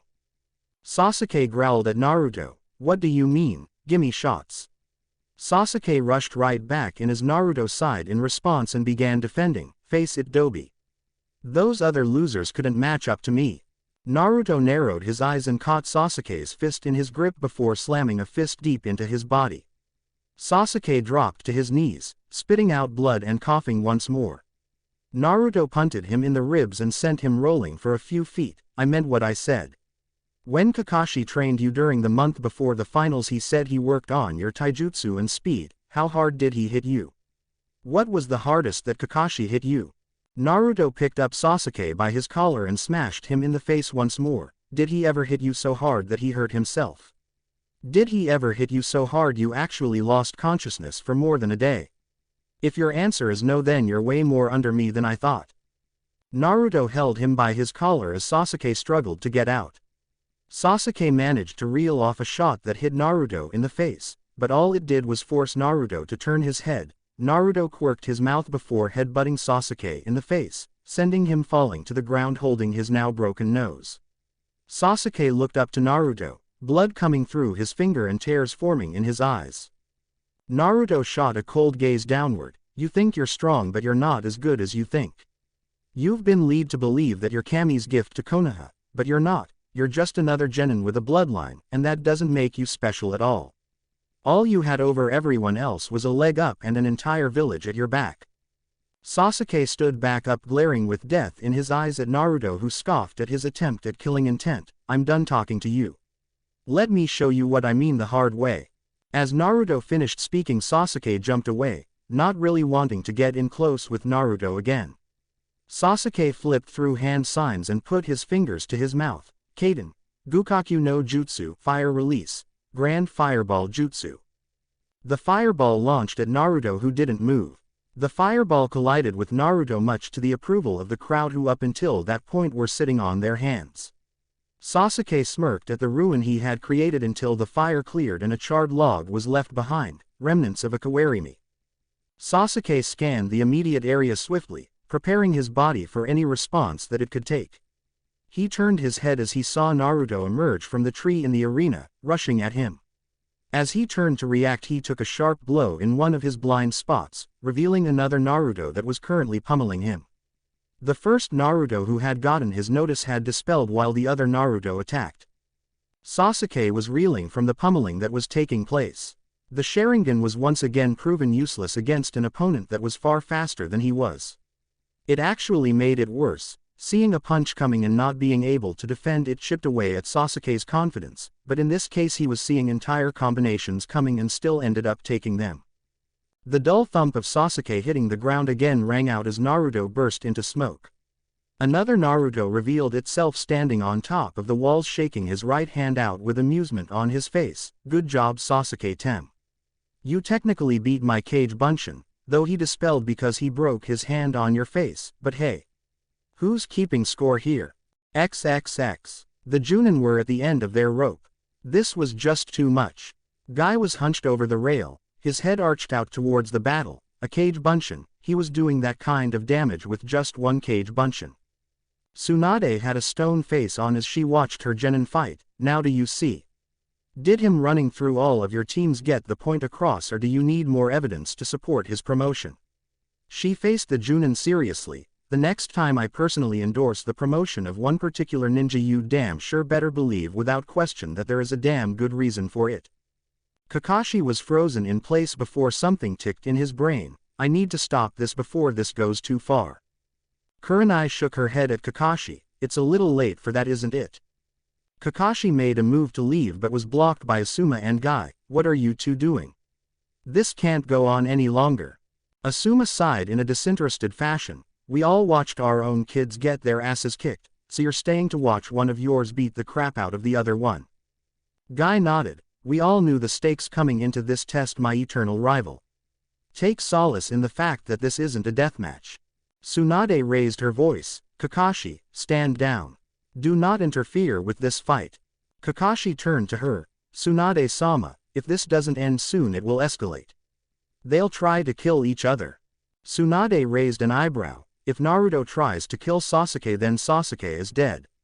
If Sasuke tries to kill Naruto, then Sasuke will end up in the hospital. Naruto won't kill him and Sasuke isn't capable of killing him in return. Kakashi made to speak again, but Tsunade held up her hand, stalling him. Just watch. What did I miss? They all turned to see Jiraiya standing in the corner.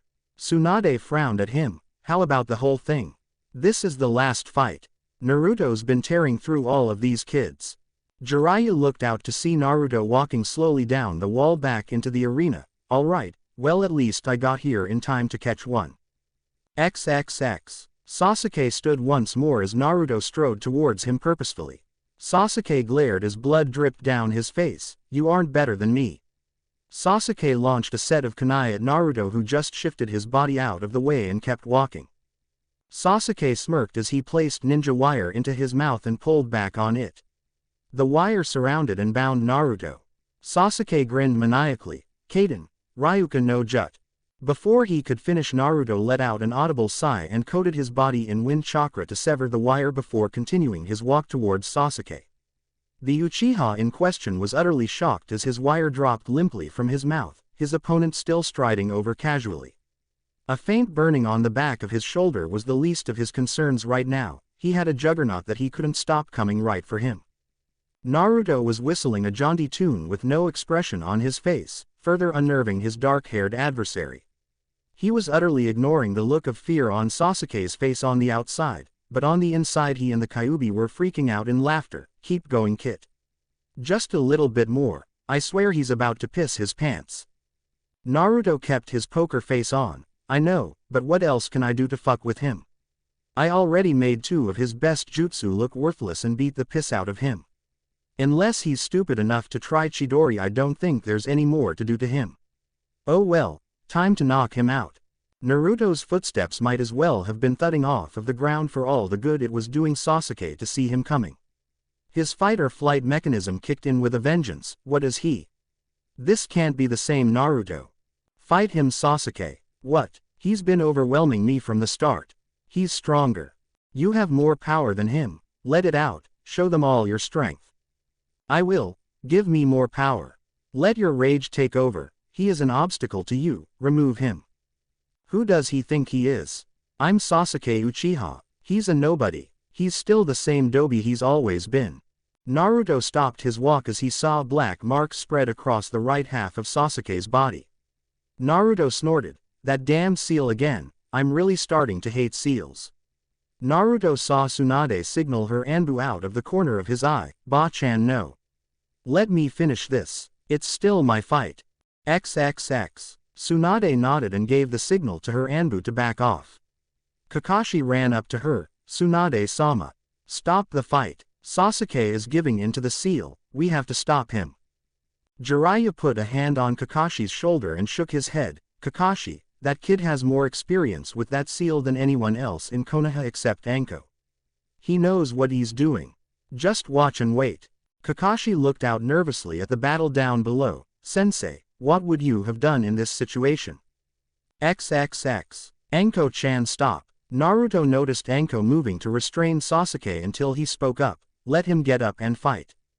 Anko looked at Naruto as if he had two heads. Kid, that's Orochimaru's seal. That tainted thing feeds off of his darkness and amplifies his powers. This isn't a regular fight anymore. Naruto nodded. I know, but just stay out of this for me. I can still run circles around this guy, trust me. Anko frowned and looked at Sasuke, who was rising with a sick grin on his face. Alright Gaki, but if it gets out of hand, I'm stopping this. Naruto nodded as Anko got out of the way once more. Sasuke laughed in a crazed manner. I'm feeling pretty good right now, Dobi. Let's see you match me now, with my new power. Naruto scratched his head. Well, for me to match you, new power, I'd have to hold back even more than I already am. Naruto let a vicious smirk come onto his face. You know, I really hate that seal Tem. I have ever since I first saw it. Sasuke cackled. So you were jealous of my power in the forest when you first saw it? I should have figured so. Naruto chuckled. No, I saw it before that. You see, I was jumped by these four assholes from Otogakure a long time ago.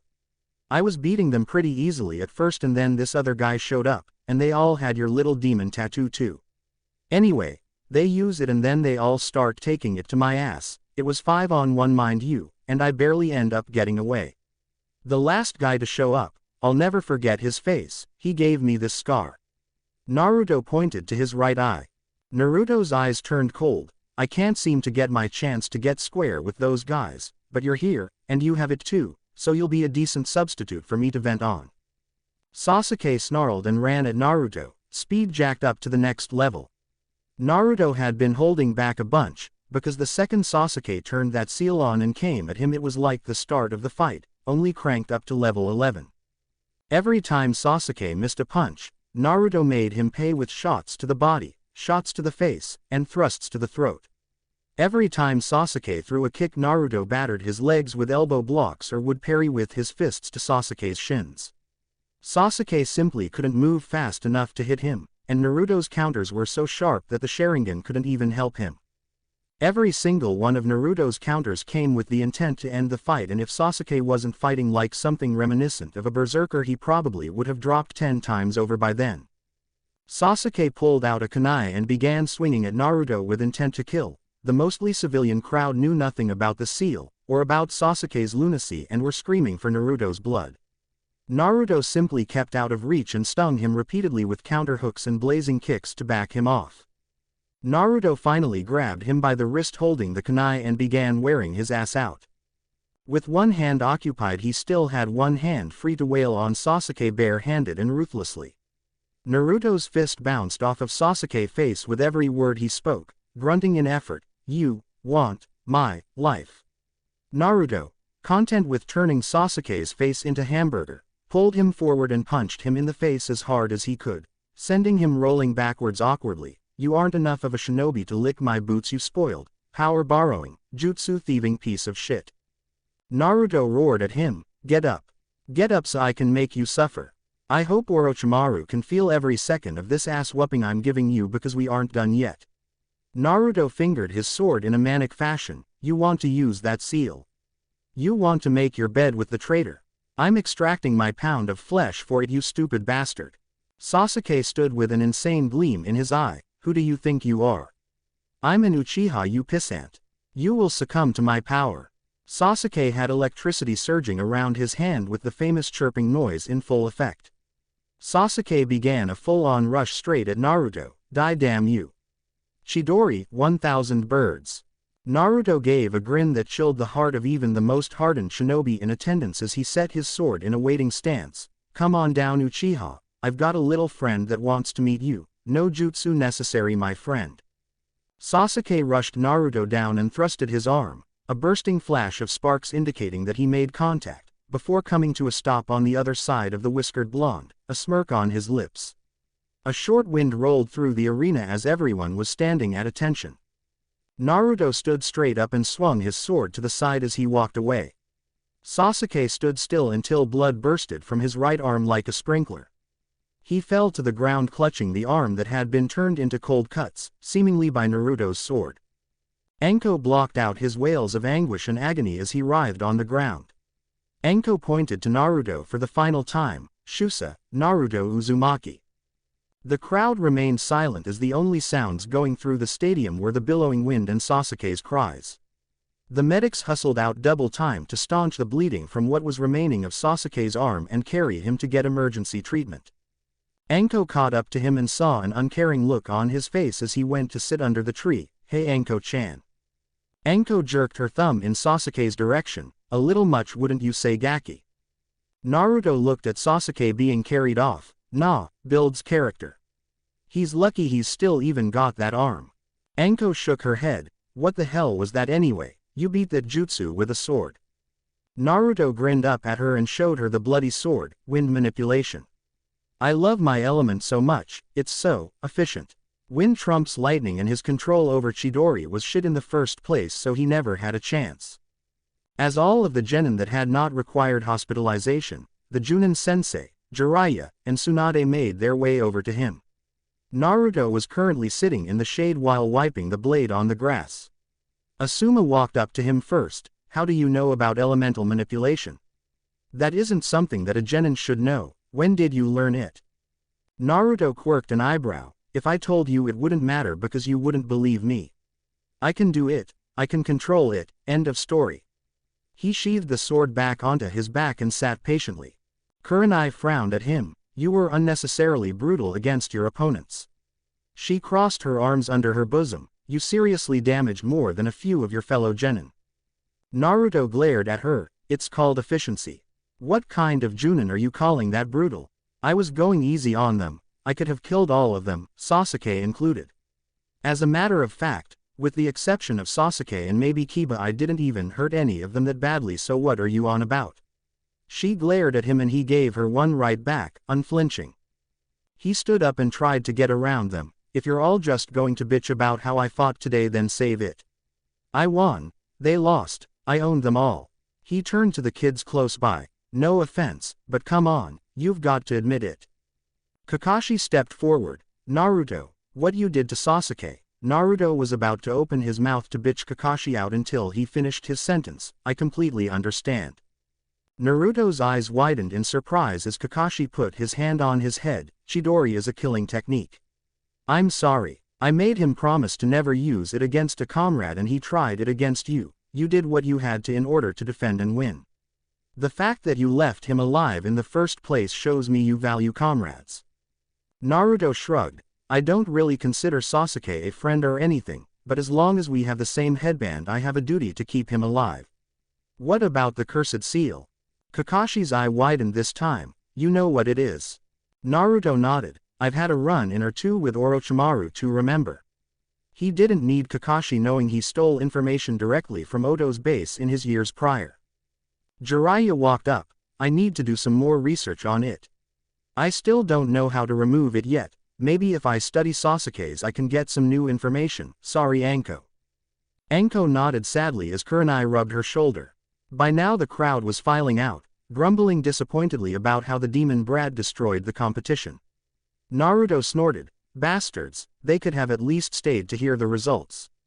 Tsunade walked over and ruffled Naruto's hair, much to his chagrin. Good job Gaki, you've earned your promotion. I'm sorry, but you can't make the jump straight to Chunin right from Genin. You need experience as a Chunin doing higher grade missions first. Naruto would have complained but he needed to keep his cover. No one needed to know he had experience with elite missions and he couldn't just use that as a bargaining chip for an unnecessary promotion. He was a Chunin now, and that was good enough for now, I understand. So I guess I'll get my vest later. Tsunade smiled at him. Good work Gaki, I knew sticking my neck out like that for you was a good bet. Naruto grinned and began walking away from everyone to leave. If you'll excuse me, I haven't been home in a week and I need to get reacquainted with my lumpy ass mattress. If you need me you know where I'll be. Later. All of the genin that were still conscious shouted words of congratulations to Naruto, who simply waved over his shoulder and shunshined away. Asuma shook his head. Okay, I'm a believer, that kid is scary good. He turned to Tsunade. Okay Tsunade-sama, what are the terms of this agreement you wanted Kakashi for? Tsunade smirked. Follow me to the Hokage Tower and we'll discuss the terms. You can all come, you might find it interesting to say the least. Chapter 8. Getting Experience. It had been roughly 3 days since Naruto's performance at the stadium against all of the genin. Tsunade let him be for the time being because he deserved the rest. That was one reason. The other reason was that she wouldn't have him doing any more D-rank missions with Team 7, and they couldn't go on them anyway seeing as how Naruto had put Sasuke Uchiha on the shelf with the butchering job he had done on Sasuke's arm. This was part of the arrangement made between Tsunade and Kakashi. Naruto was no longer considered a member of Team 7. It was a good idea, with Naruto having just destroyed Sasuke and Sakura in combat almost effortlessly. The team dynamics, what little there were in the first place, would have been screwed. She proposed to have him go solo and float between teams, either more experienced teams of Chunin and Junin to get field experience, or the younger genin teams to give him some experience in leading teams. This actually kind of worked out in Naruto's favor. For all of his want to get promoted, the fact was that while he was in Nei he was used primarily for solo missions, things that only had him worrying about his own back and what he had to do to survive. This would allow him to learn how to fight in conjunction with others. He needed to learn how to work in a team and how to keep his comrades alive when they were with him. He couldn't argue that he wasn't ready to lead a squad of ninja as a Chunin yet, he knew that. So on the morning that our story picks up from, Naruto ambled his way through the streets of Konoha on his way to the Hokage Tower to get himself a mission. The looks he ended up getting from the civilians on his usual path were the usual looks of apathy and sneers that he usually got, but when Naruto turned his own eyes onto them they turned away from him. Naruto sighed as he drew closer to the tower. Upon entering he made his way to the office of Tsunade, which was filled with the other Konoha genin he had fought, minus Sasuke, all of their Junin sensei, and the genin team from Sunagaku. Naruto raised an eyebrow at all of the people in the room. He looked at Tsunade. So what do you got for me today, Ba-chan? Tsunade threw the paperweight on her desk at Naruto, who just ducked it with a smirk. She narrowed her eyes at him. Disrespectful brat, I called you here so that you could begin getting to work helping out with the surplus of missions that we have. She looked at all of the genin in the room. Things are still kind of shaky after the invasion, but we can't turn away any of the work that comes into us. Not only is the money necessary, but we need to keep up with the view that we are strong. So genin like all of you will be getting higher ranked missions more often. Tsunade motioned for Naruto to come forward. You will start off with your Chunin duties today. You will be leading one of these teams on a C ranked mission today. Seeing as you will be the highest ranked member on whatever squad you end up taking, you will be the leader. Naruto pointed at the Suna genin. So why are they here? And can I pick them? Tsunade nodded. You can pick them if that's what you want. Though they aren't really a team for a mission, more like they are the mission. Naruto thought to himself for a moment. Okay, I'll go with the Suna kids. I don't really feel like fighting bandits or something right now anyway, so whatever I'm doing with them I'll take that one. He turned to face them and motioned for them to follow him closer to the desk before he stopped in front of Tsunade. So what's the mission? Tsunade handed them a scroll from the C-ranked pile. The main reason that the Cage's children have been in Konoha for so long has been mostly as some sort of collateral while we begin talks for the treaty between our villages. Negotiations are firmly underway, so we are returning them to their village. You will escort them there and wait for Suna to finalize the treaty on their own side before you return with a scroll from them. He looked at her in confusion. This is C-ranked. Are you serious? It should at least be B. Oh well, whatever. Naruto scratched his head. So do I get a team for this or what? Tsunade shook her head. Naruto, they are a team. You plus them should be a match for pretty much anything that could attack you between here and there. Tsunade tossed Naruto a scroll that he caught wordlessly. Flying solo. Okay, I guess. Naruto pocketed the scroll and turned to his selected team. Alright, do you guys have everything you need for the mission, or do we need to square away some time to get you restocked before we leave? The siblings traded looks as Temari spoke up. We're ready to go whenever you are. When do we go, Naruto-san? Naruto cringed when she said his name. Just Naruto is fine, Temari. I'm not much for the honorifics. He scratched his head nervously. Alright, if you guys are all ready to go, then let's head on out. No sense in wasting time. I'm sure you're all sick of staying here. As the other teams lined up to get their own assignments, Naruto led the Suna contingent out of the office and out towards the street. XXX. On their way out of the village, Naruto found that while the civilians didn't particularly like him due to his thorough dissection of the entire slew of genin the other day, the ninja higher in rank gave him some respect for it. As he walked towards the target gate, he got nods of acknowledgement from the Chunin he found out on patrol. The Junin out with their genin teams are just some of the ninja out in general. As he made his way to the western gate, the perennial gatekeepers, Azumo and Katetsu, got grins on their faces upon seeing Naruto and company make their way to the gate. Naruto walked up and revealed the mission scroll given to him by Tsunade. Chunin Naruto Uzumaki with a mission to Sunagaku alongside the Cage's children. Katetsu nodded and marked it down on the traffic ledger. The bandage-nosed shinobi chidingly elbowed Naruto. Hey kid, good stuff the other day at the stadium. You pretty much sleepwalked through all of those kids.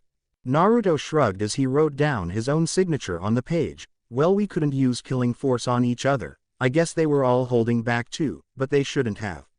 Kami knows Sasuke didn't, for all of the good it did him. Naruto handed the papers back to the two Chunin and called for the Suna genin to leave with him. As the two Chunin watched him walk away from the village, Azumo chuckled. That kid's going to get promoted before us at this rate. Katetsu yawned as he went back inside their booth. I don't really mind too much. Let a kid with some ambition move up in rank. I'll be fine right here. Azumo's sweat dropped in response to his partner's comment. So does that mean that you want to watch a gate for the rest of your career? You are one lazy bastard. Katetsu gave a small smirk. Hey, it beats actually working for a living, doesn't it? XXX. Due to the fact that everyone here was an active ninja, they took to jumping through the trees as their method of travel. Naruto, being bored as all get out, decided to make some small talk as they made their way out of the country. So how'd Konoha treat you guys? You all look fine if you ask me. Kankuro grumbled somewhat. We wouldn't have had to stay at all if someone didn't jump us after the fight with Gaara. Naruto let a smirk play on his lips. Well, I told you all exactly what I was going to do. You weren't going to just leave, so I had to knock you all out. It's not my fault that you didn't watch your backs. Kankuro still kept his eyes narrowed at him. I still can't believe we lost so easily. You just clubbed us over the back of the head without us even noticing. Grinning back at the paint-wearing ninja, Naruto responded, I am very sneaky, sir. He dropped the grin from his face. How far is it to Suna? I've never been before. This was a lie. He had been to Suna before, but he really wanted to cover up the stuff he did in Nae around the people that didn't need to know about it unless the knowledge was necessary. Temari moved closer in their formation to speak to him. From Konoha, Suna is about 3 days away if we keep at this speed. Naruto nodded and turned to face them. All right, we'll go for as long as you can all stand to travel. Don't worry about me, just yourselves. I might be capable of getting all the way to Suna without sleep myself. Kankuro and Temari blinked blankly at that. Gaara didn't have energy to burn like that. Though this kid did beat Gaara in his full transformation after all, it couldn't really be that far-fetched. Kankuro glanced back at Gaara and whispered to Naruto, "Hey. Gaara says that you're like him. What exactly does that mean?" Naruto looked back at him in a nonchalant manner, "Oh that. I have a biju sealed inside of me like him." Naruto took note of the looks of shock on their faces, minus Gaara. What? Did he not elaborate on what he meant when he said that? The two stunned siblings shook their heads. Temari looked back at Gaara, who nodded in affirmation. She looked up at Naruto in confusion. "Wait. Why don't you have any powers or transformations like Gaara? We probably wouldn't have even known if you two hadn't said anything." The blonde boy shrugged. "I don't know. I can do some stuff with its chakra, but I don't really have any transformations or anything really scary like Gaara does to my knowledge." He then added under his breath, "Unless you count the trigger." Kankuro put his nerves behind him. This kid isn't like Gaara. He won't flat out kill us for no reason. Stop being so scared of him, he's just like me or Temari. So, which one do you have if I could ask? You know that Gaara has the Ikibi no Shukaku. Oh, I have the Kyuubi no Yoko in me. Naruto grinned at them all cheekily, but you shouldn't go around spreading that. It's an S-class secret in my village, no one my age knows about it. If you do, I might just have to pop up and kill you, no big deal. The mirth in his voice couldn't indicate if he was joking about that or not. The silence brought on by Naruto's proclamation was broken by Gaara of all people. "How did you not end up like me?" Naruto looked at Gaara dead in his eyes and saw that he was genuinely curious about it. "Well, first of all, I ended up making contact with the Kyuubi personally and hammering out a contract of sorts between us. It can't possess me. I can use its chakra when I need to. I let it see, hear, and feel what I do. There's other stuff too, but that is some of the big stuff." Gaara blinked. "I've never tried that before. Shukaku kind of just runs rampant in my mind. Even now it wants me to kill you to get even." Naruto grinned at him. "I'm so glad you've thought better of trying that." "Yeah, the contract wasn't my idea though, it was someone else's. And you say you can't even get into your head safely to make contact without Shukaku fighting for control. Your seal must suck." The siblings all looked at each other before Temari spoke up. "You know about seals?" "No." Naruto shook his head in the negative, "but I was sealed by the Yondaime Hokage, who was the best. If I haven't heard of who did yours, then they must not be nearly as good." He then scratched his chin. "That might be something to learn though." He got a serious look on his face. "But in all seriousness, don't go around telling people that I contain the Kyuubi. I have enough crap to deal with at home with just the adults knowing. If the kids my age are going to know, I'm going to tell them my damn self so that no one can warp their opinions. I was supposed to be a weapon like Gaara, but I ended up getting out of it somehow." Gaara's curiosity was piqued further by Naruto's words. "You got out of it? What do you mean?" Naruto rubbed his head sheepishly. "Well, I was used for serious stuff, a lot of cloak and dagger operations, until 4 years ago when I ended up getting caught. The ones that discovered me ended up doing something to make me into that daft, loud, orange-wearing kid that you met at first. Fighting Gaara pulled my old killer instinct out. I thank you for that, and here we are now." Kankuro raised an eyebrow. "You don't seem too much like a weapon to me." His sister nodded in response. "You just seem like a really strong ninja, a kid." Naruto wagged his eyebrows at her. "I'm a sentient weapon, you could say. I don't like being all dreary when I don't have to be. When we're like this, no real fighting going on, I can be normal, well as normal as a ninja like me can be anyway. When the fighting starts, I can just turn on the side of me that's a killer. It's kind of weird to explain." Gaara looked at Naruto. "Your teammate, the way you fought him in the stadium, I thought he was precious to you. You said you got strength from defending others and yet you had no problems hurting him." Chuckles came from Naruto as he contemplated Gaara's comment. "Well, maybe, but I don't really like him, so it doesn't really count that much. What I told you was true, but it was more like for the whole village than just my team. I don't even like my team." "You don't like your team?" Temari looked at him as if he was crazy. "Then why are you on it? Why not get switched out?" Naruto smiled. "Well, seeing as how I'm currently doing this, it works out for me. Honestly, working with you guys so far has been more pleasant than my entire time on Team 7. No brooding spoiled pretty boy breathing down my neck, no sensei that would rather read than pay attention to what's going on, and no pink-haired fangirl with bipolar syndrome and a hair trigger right hand. Yep, Tamari-chan here is way more pleasant to be around as far as female company goes. Tamari blushed while Konkuro snorted, yeah sure kid. Just trade the hair color and the fist for a giant metal fan and you've got Tamari. The girl in question looked back at her younger brother while clutching the fan on her back tightly. What was that, Konkuro? Could you repeat that for me? Konkuro rapidly shook his head while Naruto barked out a laugh. See, at least she gave you a warning. I usually didn't get those before Sakura tried to wail on me. Naruto noticed that Gaara had been staring at him for quite a while. What's wrong, Gaara? Do you need something? Gaara kept his eyes on Naruto. You are a very strange person, Naruto Uzumaki.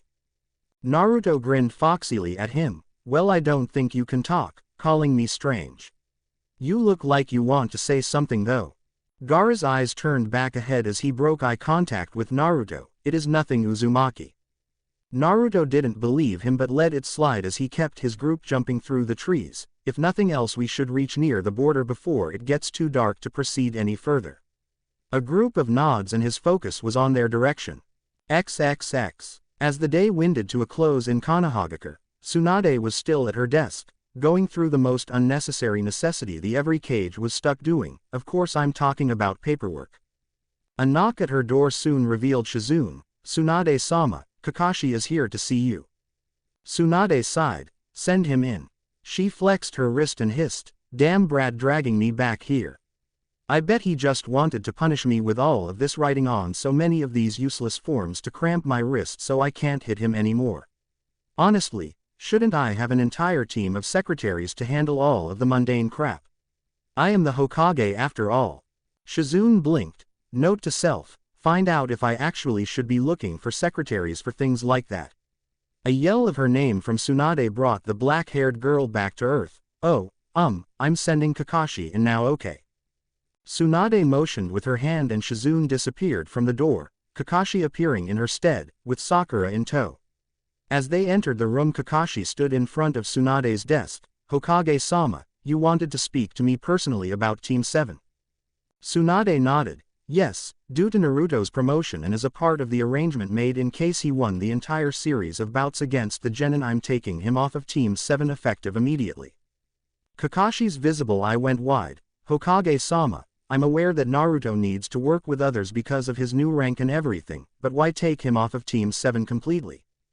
Tsunade shook her head. It's nothing that you've done, Kakashi. It's more along the lines of the team itself. She placed her chin on her hands. Do you really think that after the little show that Naruto and the Uchiha put on in the stadium things will ever be civil again? The look on Kakashi's face showed his faith in the matter. Naruto has shown growth in maturity in leaps and bounds ever since the Chunin exam. I honestly believe that he can coexist with Sasuke and Sakura. A smirk appeared on the face of the buxom Hokage. Kakashi, you worded that like it was Naruto who got smacked around the stadium. Just as quickly as it appeared, her smirk vanished. Sasuke was soundly beaten by Naruto, driven to the point that he felt the activation of Orochimaru's cursed seal was tolerable. You did warn him not to do so, did you not? Kakashi nodded. Yes, I have, along with using the Chidori against comrades, but it seems he disregarded both. Sakura felt very small all of a sudden as she saw Tsunade speaking with her sensei, as if she was out of place, and indeed she was. She wasn't even leaping to Sasuke's defense or anything until the Chidori was brought up. But sensei, I saw Sasuke-kun's arm. Sasuke may have tried to use Chidori, but what about Naruto? He did something to mangle Sasuke-kun's arm. Kakashi spoke up quickly before Tsunade could. Sakura, the Chidori is an assassination technique used for only one thing, to kill. Sasuke, by using that, was saying that he had no qualms against killing Naruto. Naruto simply channeled elemental wind chakra to his blade and cut through the Chidori. With that kind of attack, if he really wanted to, Naruto could have cleaved Sasuke in two whenever he wanted if Sasuke was using Chidori. He fought to simply subdue. Sasuke was going for Naruto's life. Chiming in at that point was Tsunade. Sasuke will heal within the next few weeks. Naruto didn't do anything permanent. but with him activating the cursed seal I have to ask that you remain on simply D-ranked missions for the time being until I can get Jiraiya to look at it himself again. He left right after Naruto's matches and it will take some time to contact him again. Kakashi nodded. Yes, Tsunade-sama. What about Team 7? Tsunade sighed and turned towards the window. Well, with what has happened I can't in good mind allow Naruto back onto your squad, at least not so soon. I'll find you a replacement in the meantime, and by the time Jiraiya gets here you should have someone for your team. Kakashi nodded. Of course. That was all I wished to speak about, Tsunade-sama. Come on, Sakura. The masked Junin led his female student out of the office. As they walked out of the tower, Sakura spoke up. What about Naruto, Kakashi-sensei? He isn't on the team anymore. Kakashi looked at the setting sun. No, I'm afraid he isn't. If he was, then he would be the superior officer to you and Sasuke would never accept that. His superiority complex would force him to fight any decision that Naruto would make in the field and hamper team effectiveness, and that's not even adding on to the fact that he would probably try to fight Naruto himself if he got the opportunity. No, this is for the best in this instance. XXX. Back on the trail to Suna, it was nightfall and Naruto halted progress for the evening to allow the others to rest. While sending out a clone to gather fish, Naruto had started a fire and had boiled some water for a few instant ramen cups. Hey, why not? While everyone ate, they all sat around the fire until finishing the meal.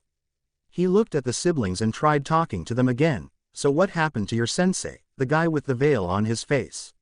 We didn't kill him, did we? Temari shook her head. Baki-sensei returned to Suna after the invasion failed. He was the one that found that our the cage was killed before the invasion ever even happened. Naruto looked at the others and found that neither Kankuro nor Gaara had much emotion about the matter. So what happened, if you don't mind me asking?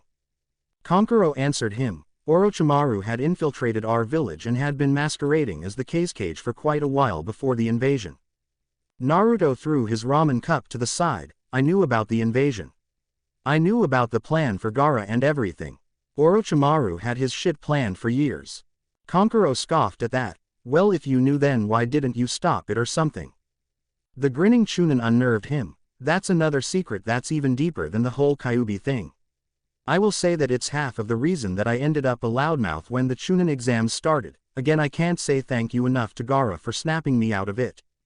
This confused Gaara as to why he was being thanked. Why thank me, Uzumaki?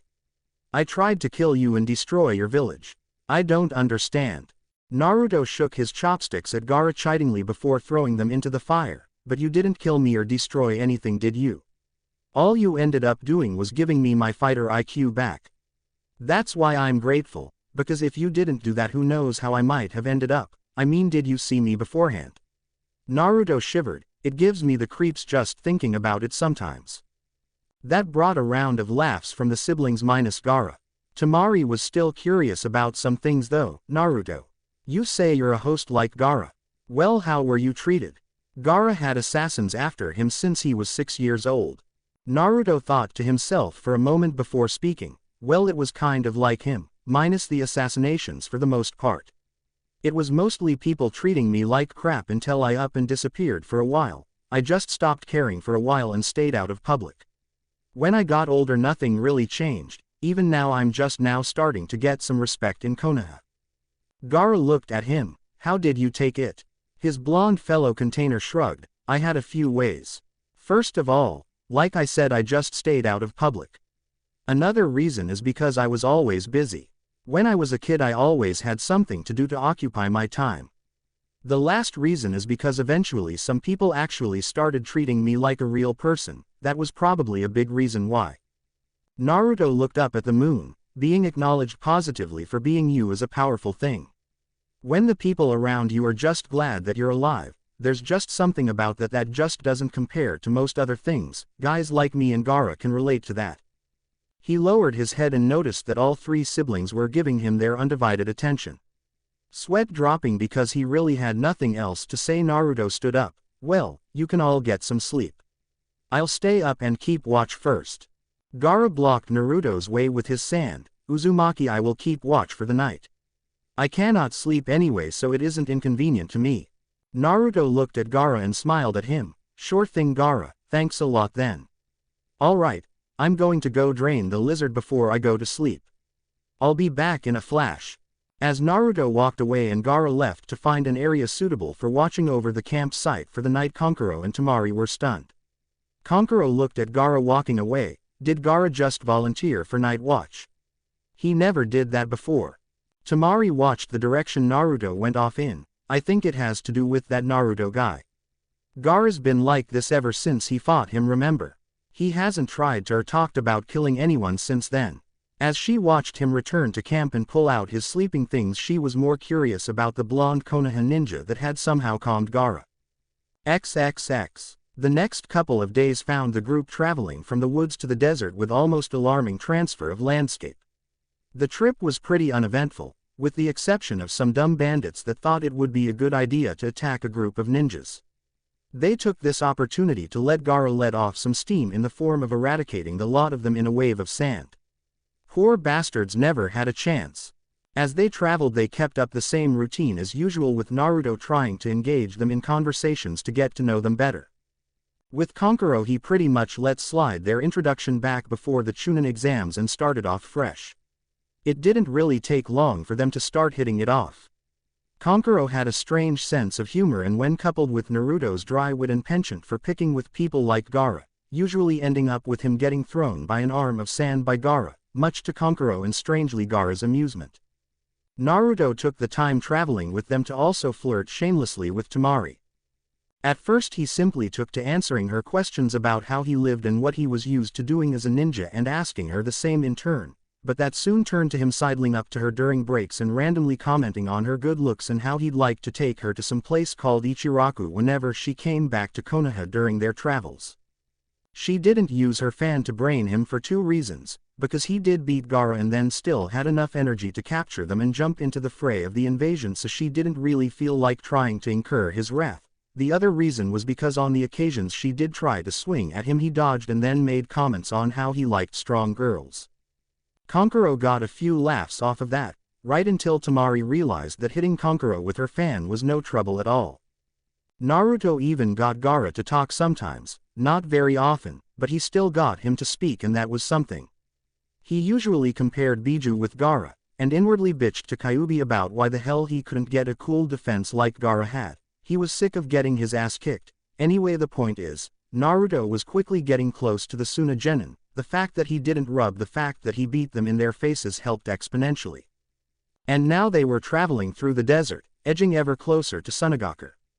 The setting sun was actually doing very little to soothe the heat on one blonde-haired ninja. Naruto wiped his brow once again under the hot sun. Kami, this desert, why the fuck would people live somewhere so hot? This is ridiculous. Naruto looked back at the Suna kids who were smirking at his discomfort. I'll bet you're all loving this right now, aren't you? Kankuro snorted as he stifled his laughter. Yeah, definitely. You can run through 3 teams of genin like a hot knife through butter, but a little heat and humidity and you can't take it. Naruto gave him a half-hearted glare. Watch it, makeup boy. I'm really irritable out in this stupid heat. Kankuro growled at him. It's not makeup, damn it. It's war paint that. Naruto rolled his eyes. That you steal from your super hot sister. Kankuro finished his sentence. That I steal from my super hot sister. Kankuro blinked and retracted his statement. No. Wait. Take all of that back. A grinning Naruto looked at the puppeteer. What? The, you steal makeup part, or the, your sister is super hot part? Both. My sister isn't hot. Kankuro felt a glare from behind him from Temari and deadpanned a look at Naruto. Ah, damn you kid. Naruto chuckled and decided to save Kankuro from his fate. Yo Temari-chan, how close to Suna are we? I'm kind of on blind autopilot up here. Temari lowered her ill intent towards Kankuro and looked over at the leader of the makeshift squad. We should be right on top of the village any minute now. Right on cue, as they reached the top of a dune, a massive dome-esque structure came into view, and here we are. Naruto let the others take the lead from this point on, as fighting a slew of pissed-off foreign ninja due to a misunderstanding didn't really appeal to him at the moment. As they arrived at the opening, he noticed the faint glares from the guards and rolled his eyes. Woohoo, trading one village's glares for another, and I can't even kick anyone's ass here or I'll start a war. They made their way into the city, leading Naruto along. Kankuro turned to get his attention. Hey, the first thing we should do is let Baki-sensei know we made it back. I'll go find him. You can go with Temari and Gaara to our house until I get sensei. Naruto shrugged, as the fact that there currently was no cage meant that he couldn't really go straight to his office and give him the information on the treaty, and the council wasn't just going to be called at the drop of a hat for something that wasn't an emergency. He decided that waiting was cool. The blonde foreigner nodded and followed Gaara and Temari as they made their way through Sunagakure to their home. Naruto eventually ignored the reaction that the citizens of Suna were having towards a Konoha shinobi in their village and took to a pastime that could draw his attention for the remainder of the trip, the "watch Temari walk and not get caught" game. He had to admit, Jiraiya did teach him something useful besides Rasengan on their search for Tsunade. The ever-useful advice from the super pervert was, when caught peeking at a girl in the street, do not look away as if you weren't looking at her, make eye contact instead. Usually guys like Naruto and himself would end up staring at girls that were kunoichi, a side effect of living in a ninja village, and they could sense when they were being watched. Lying like you weren't looking makes it worse, but letting her know you were looking, just not letting her know what exactly you were looking at, is a very good way to get your looks in, and Naruto, being an old hand in espionage under Danzo, had a killer poker face. Temari could tell he was looking at her, but the fact that whenever she looked back at him to call him a pervert he was already looking into her eyes ended up silencing her and making her quite flustered at his serious gaze. Naruto wasn't a pervert, he just had a healthy respect for the female condition. He was a growing young man just like anyone else, so what? Eventually that had to come to an end as they all arrived at the house of their family, and by house I mean big-ass mansion. Naruto whistled as he walked through the gates and looked at the massive structure. It was the same color as all of the other desert buildings in Suna. It was just the biggest damn house out of all of them by far. This is your house. You guys have got a big-ass house. Temari smirked as they made their way inside. We are the children of the Yondaime cage. Where did you think we lived? Come on and let's find you a room. As they traveled to the upper level of the mansion, Naruto was confused. Wait, I thought I would end up getting a hotel or something when I got here. I don't want to impose on you guys like this, it isn't really fair. Temari rolled her eyes while Gaara just stared at him. Uzumaki, I insist that you stay here. I won't accept anything else. Gaara then left Naruto and Temari in the hall alone. Naruto turned to his fellow blonde and pointed off in the direction that Gaara went. Did he just try to be nice and tell me he was cool with me staying here? Temari nodded as she kept leading him down the hall. Even when Naruto asked why, it's because of what you did. I think he likes talking with you. It didn't really happen much before he met you. I think he's spoken to you more than anyone else in this village.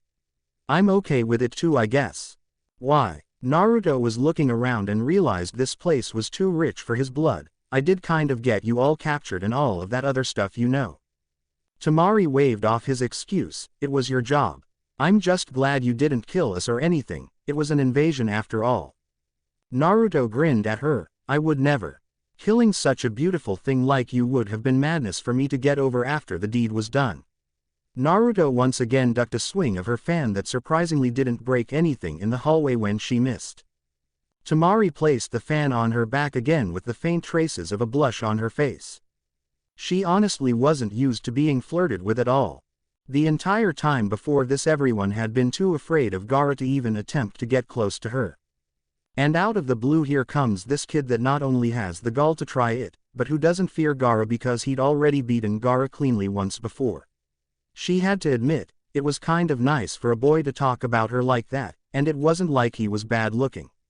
After ditching the orange jumpsuit he was far better looking than before, and the mysterious scar on his face didn't detract from said looks at all.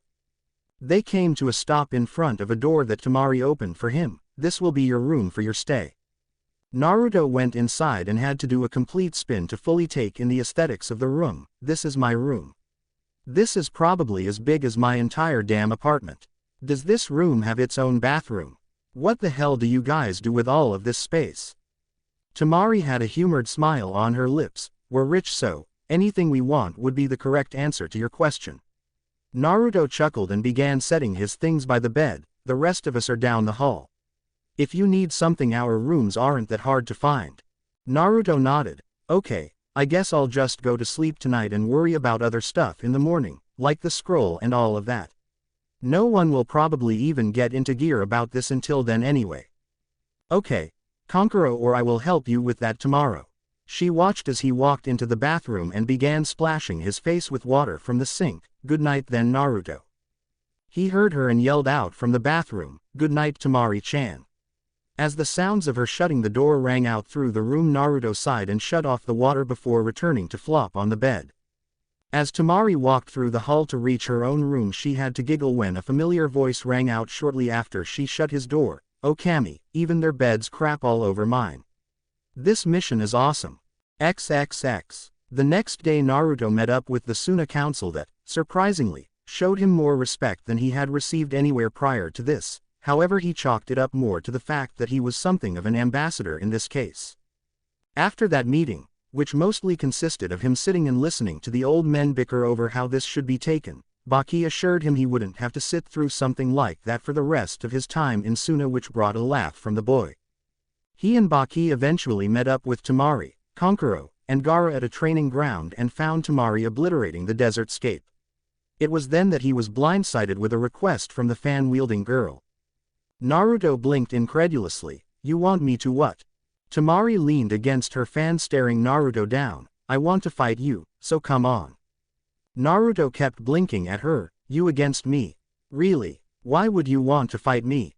She huffed at him and began to walk up on him to poke him in the chest. I saw you using wind chakra and Fuden jutsu back in Konoha. I used them too, and I want to see who is better, me or you. Naruto looked to the others for help but only saw Baki and Kankuro looking anywhere but at them. Temari-chan, I'm not much for the casual sparring. When I spar, people get hurt, and my jutsu aren't really the probing type. I only have 2 jutsu right now that don't have the potential to kill you. Temari glared at him. So you think I can't take it? Alright, now we're definitely fighting. Get ready, Naruto. Naruto sighed and backed up to sit down in a stance. Someone call this. Baki walked forward. The fight will end when I say or when one of you surrenders. Ready. He got nods from both Naruto and Temari. Hajime. Temari wasted no time and whipped her fan out to send a massive gust at Naruto. Naruto immediately went on the move and tried closing the distance, but was forced to go serpentine in his movements so that he wasn't lifted clear off of the ground. Naruto drew closer and saw Temari swing her fan at him in an effort to end the fight. Naruto brandished his sword and blocked, sliding slightly through the sand until he gained some footing. As she pushed against his sword, she realized that he wasn't budging. Why are you so strong? Naruto grinned at her, because it's more useful than being weak. Naruto pulled his sword away and caught her fan in one hand while sheathing his sword in the other. Temari was marveling at the raw strength it took to hold her back. This moment of awe came back to bite her as Naruto swiftly disarmed her by grabbing onto her fan with both hands and swinging away with it to throw her off. As she slid through the sand and regained a standing position, she saw Naruto holding onto her fan, looking at her blankly. You want to give up? I'm really not in a fighting mood right now. Temari gritted her teeth in anger. Stop underestimating me. She then charged in and tried her hand up close against him. Naruto sighed and threw the fan aside as the sandy blonde girl got ever closer. Temari threw a series of punches that Naruto swiftly swatted aside. However, he didn't want to counter and injure her, so he stayed on the strictly defensive. Temari was getting progressively angrier at her inability to injure Naruto. Apparently the guy that had been hitting on her for 3 days and the guy that she was currently in conflict with actually did exist in the same body at the same time. Seeing that during their short skirmish she had gotten her back to her fan, she broke off and picked it up, unfurling it with a smirk. Now what are you going to do? Naruto pointed at her fan. You're going to be dead in like 5 seconds, just so you know. She looked at her fan to see a slow burning explosive note attached to it and hurriedly threw it away just in time to see a small puff go off on her fan. As she turned back to Naruto, she had no time to react before she was on her back looking up at the sky with a kunai at her throat. She blinked and realized Naruto was pinning her down with a kunai at her throat. But, what? Naruto looked at Baki, who announced his victory, and he helped her up. She dusted herself off and went to retrieve her fan. It was a dud. Naruto nodded. Well, yeah, did you really think I was going to blow you and your fan up just for a spar? He took her fan and dusted off the soot from his note before handing it back. Tamari snatched it back heatedly and placed it on her back. You completely destroyed me, I never had a chance. She clenched her fists. I'm weaker than I thought I was. Naruto shook his head as they met back up with the others. It's not that you're weak, it's that I'm not a genin. Hell, I shouldn't even be a chunin. You're chunin level from what I saw during the exams, but I'm a hard guy to fight. Kankuro patted Tamari on the shoulder. I told you it wouldn't have been a good idea to fight him, why do you think I didn't? Tamari glared at him. Because you're a lazy bastard maybe. Kankuro frowned. No, this guy beat Gaara. We didn't have a chance against him, not yet anyway. I want to try, but I know that I'll lose if I do, so there's no need. Naruto scratched his head and tried to walk away. This is why I didn't want to spar. No matter how I handled it, I was going to hurt your feelings and I didn't want to do that. He turned back momentarily. I like hanging out with you guys. The idea of me doing nothing but spending time with Junin and other adults just because I can fight doesn't really work for me, so I don't want to squash everyone in my age group and make them feel inferior, but it's the only way I know how to train or fight, full blast. He gestured to the training ground. Even when I hold back it ends up like that. Turning back towards town he waved back. I'll get my stuff out tonight and get a room somewhere, my business here should be done within the week. He shunshined away, leaving Team Baki out on the training grounds in his wake. XXX. Roughly 30 minutes later, Naruto shut the door to the mansion to leave just in time for Tamari to grab him and drag him back inside by the back of his shirt. Kankuro and Baki's sweat dropped at her display and went about their business. Tamari dragged Naruto up the stairs and back into his guest room before finally dropping him. Naruto stood up and shook himself off. Any particular reason you just dragged me through your house like I was your battle fan? Tamari crossed her arms and sat on his bed. You're not leaving like that. Not because of a simple spar. A quirked eyebrow from Naruto let her know his mindset on it. You were just pissed off at me about the fight and you still want me here. Tamari rolled her eyes. Duh, Naruto. I was mad, yes, but I had just lost decisively. What, was I supposed to be happy that you kicked my ass? That's not a reason to want to kick you out. That would be petty, especially since I was the one that made you fight. Her eyes narrowed however, but you did humiliate me out there and you owe me for that. Naruto gripped his hair. Humiliated you? Who else saw it but your team and me? Her eyes softened after that as she looked at him with a smile. You owe me, and you're taking me out tonight. She stood and walked over to him, looking him in the eyes. Nothing big, just to get something to eat, but you will be paying. She walked out of his room but reappeared at the doorway. But it's not a date. With that she left him alone in the room. Naruto chuckled to himself. Now that's my kind of girl. I kick her ass and then she wants to date me because of it. XXX. That night Naruto had asked her where she wanted to go and she ended up choosing a simple diner. Nothing expensive or anything, it was kinda spur of the moment. The meal was spent with the two of them continuing to talk about their ninja lives. Tamari had a good time learning about the strange blonde and he simply had a blast enjoying the company of a girl that seemingly wanted to spend some time with him. Tamari folded her hands and set her chin on them. I watched the last couple of fights that you had. For some reason you really had it out for the Uchiha boy. What was that all about, by the way? Naruto had set down the money for their meal on the check. I hate Oto Shinobi so much. Long story short, they were the ones that gave me the scar on my face among other things. I dislike them immensely, and Orochimaru's cronies with those damn seals on their bodies are the ones I hate the most. He paused to calm himself down. I didn't really like Sasuke that much anyway. There was always some kind of underlying animosity, but seeing him actually using that damn thing pissed me off so much, I couldn't take it. Naruto looked at her with a smirk on his face. Who uses something that an infamous S-rank nuke nin with crimes against humanity on them gives him anyway? That really isn't the smartest thing you could do. Tamari laughed slightly. True. I thought he was a genius, wasn't he? Naruto laughed in return. Yeah, I guess, but they throw that term around a lot in Konoha, I swear. Every year another genius ends up rolling out of the academy and gets pegged as the second coming of the Yondaime Hokage or something. It's ridiculous. Tamari had a smile on her face as their check and cash were taken by the waitress. Well, what about you? What does that make you? You're way better than anyone our age that I've ever met. Naruto shrugged in his seat. I wouldn't call myself a genius, that's for sure. I actually had to train my ass off to get what I've got, and I'm still nowhere where I should be. There are some dangerous people out in the world, and I've made some powerful enemies that I still need to prepare for. Tamari put her hand on his and smiled at him. Well, I know you'll be ready when the time comes to fight. You're a strong person, Naruto. Naruto smiled back at her. Thank you, Tamari-chan. That means a lot to me. XXX. After a short walk around the night-lit village, Naruto escorted the girl to her bedroom door and bid her goodnight, even getting a kiss on the cheek for his chivalry. Naruto smirked all the way back to his room where he sensed someone's presence. Flipping his lights on, he saw the youngest member of the household standing in the corner of the room waiting, Uzumaki. Naruto got over his surprise and returned the greeting. Hello, Gaara. What are you doing in here? What's up? Gaara stayed in his place as his eyes stuck on Naruto. How was your evening with my sister? Naruto felt the sweat roll down his back at the intent of Gaara's tone. He may have beaten him once before, but last time they weren't fighting in a desert either, so he didn't really feel like scrapping with him again. It was great. Tamari-chan is awesome. We had a good time. Gaara nodded and made his way out of the room. Very good. And Uzumaki, if you hurt my sister I will kill you. Not Shukaku, me.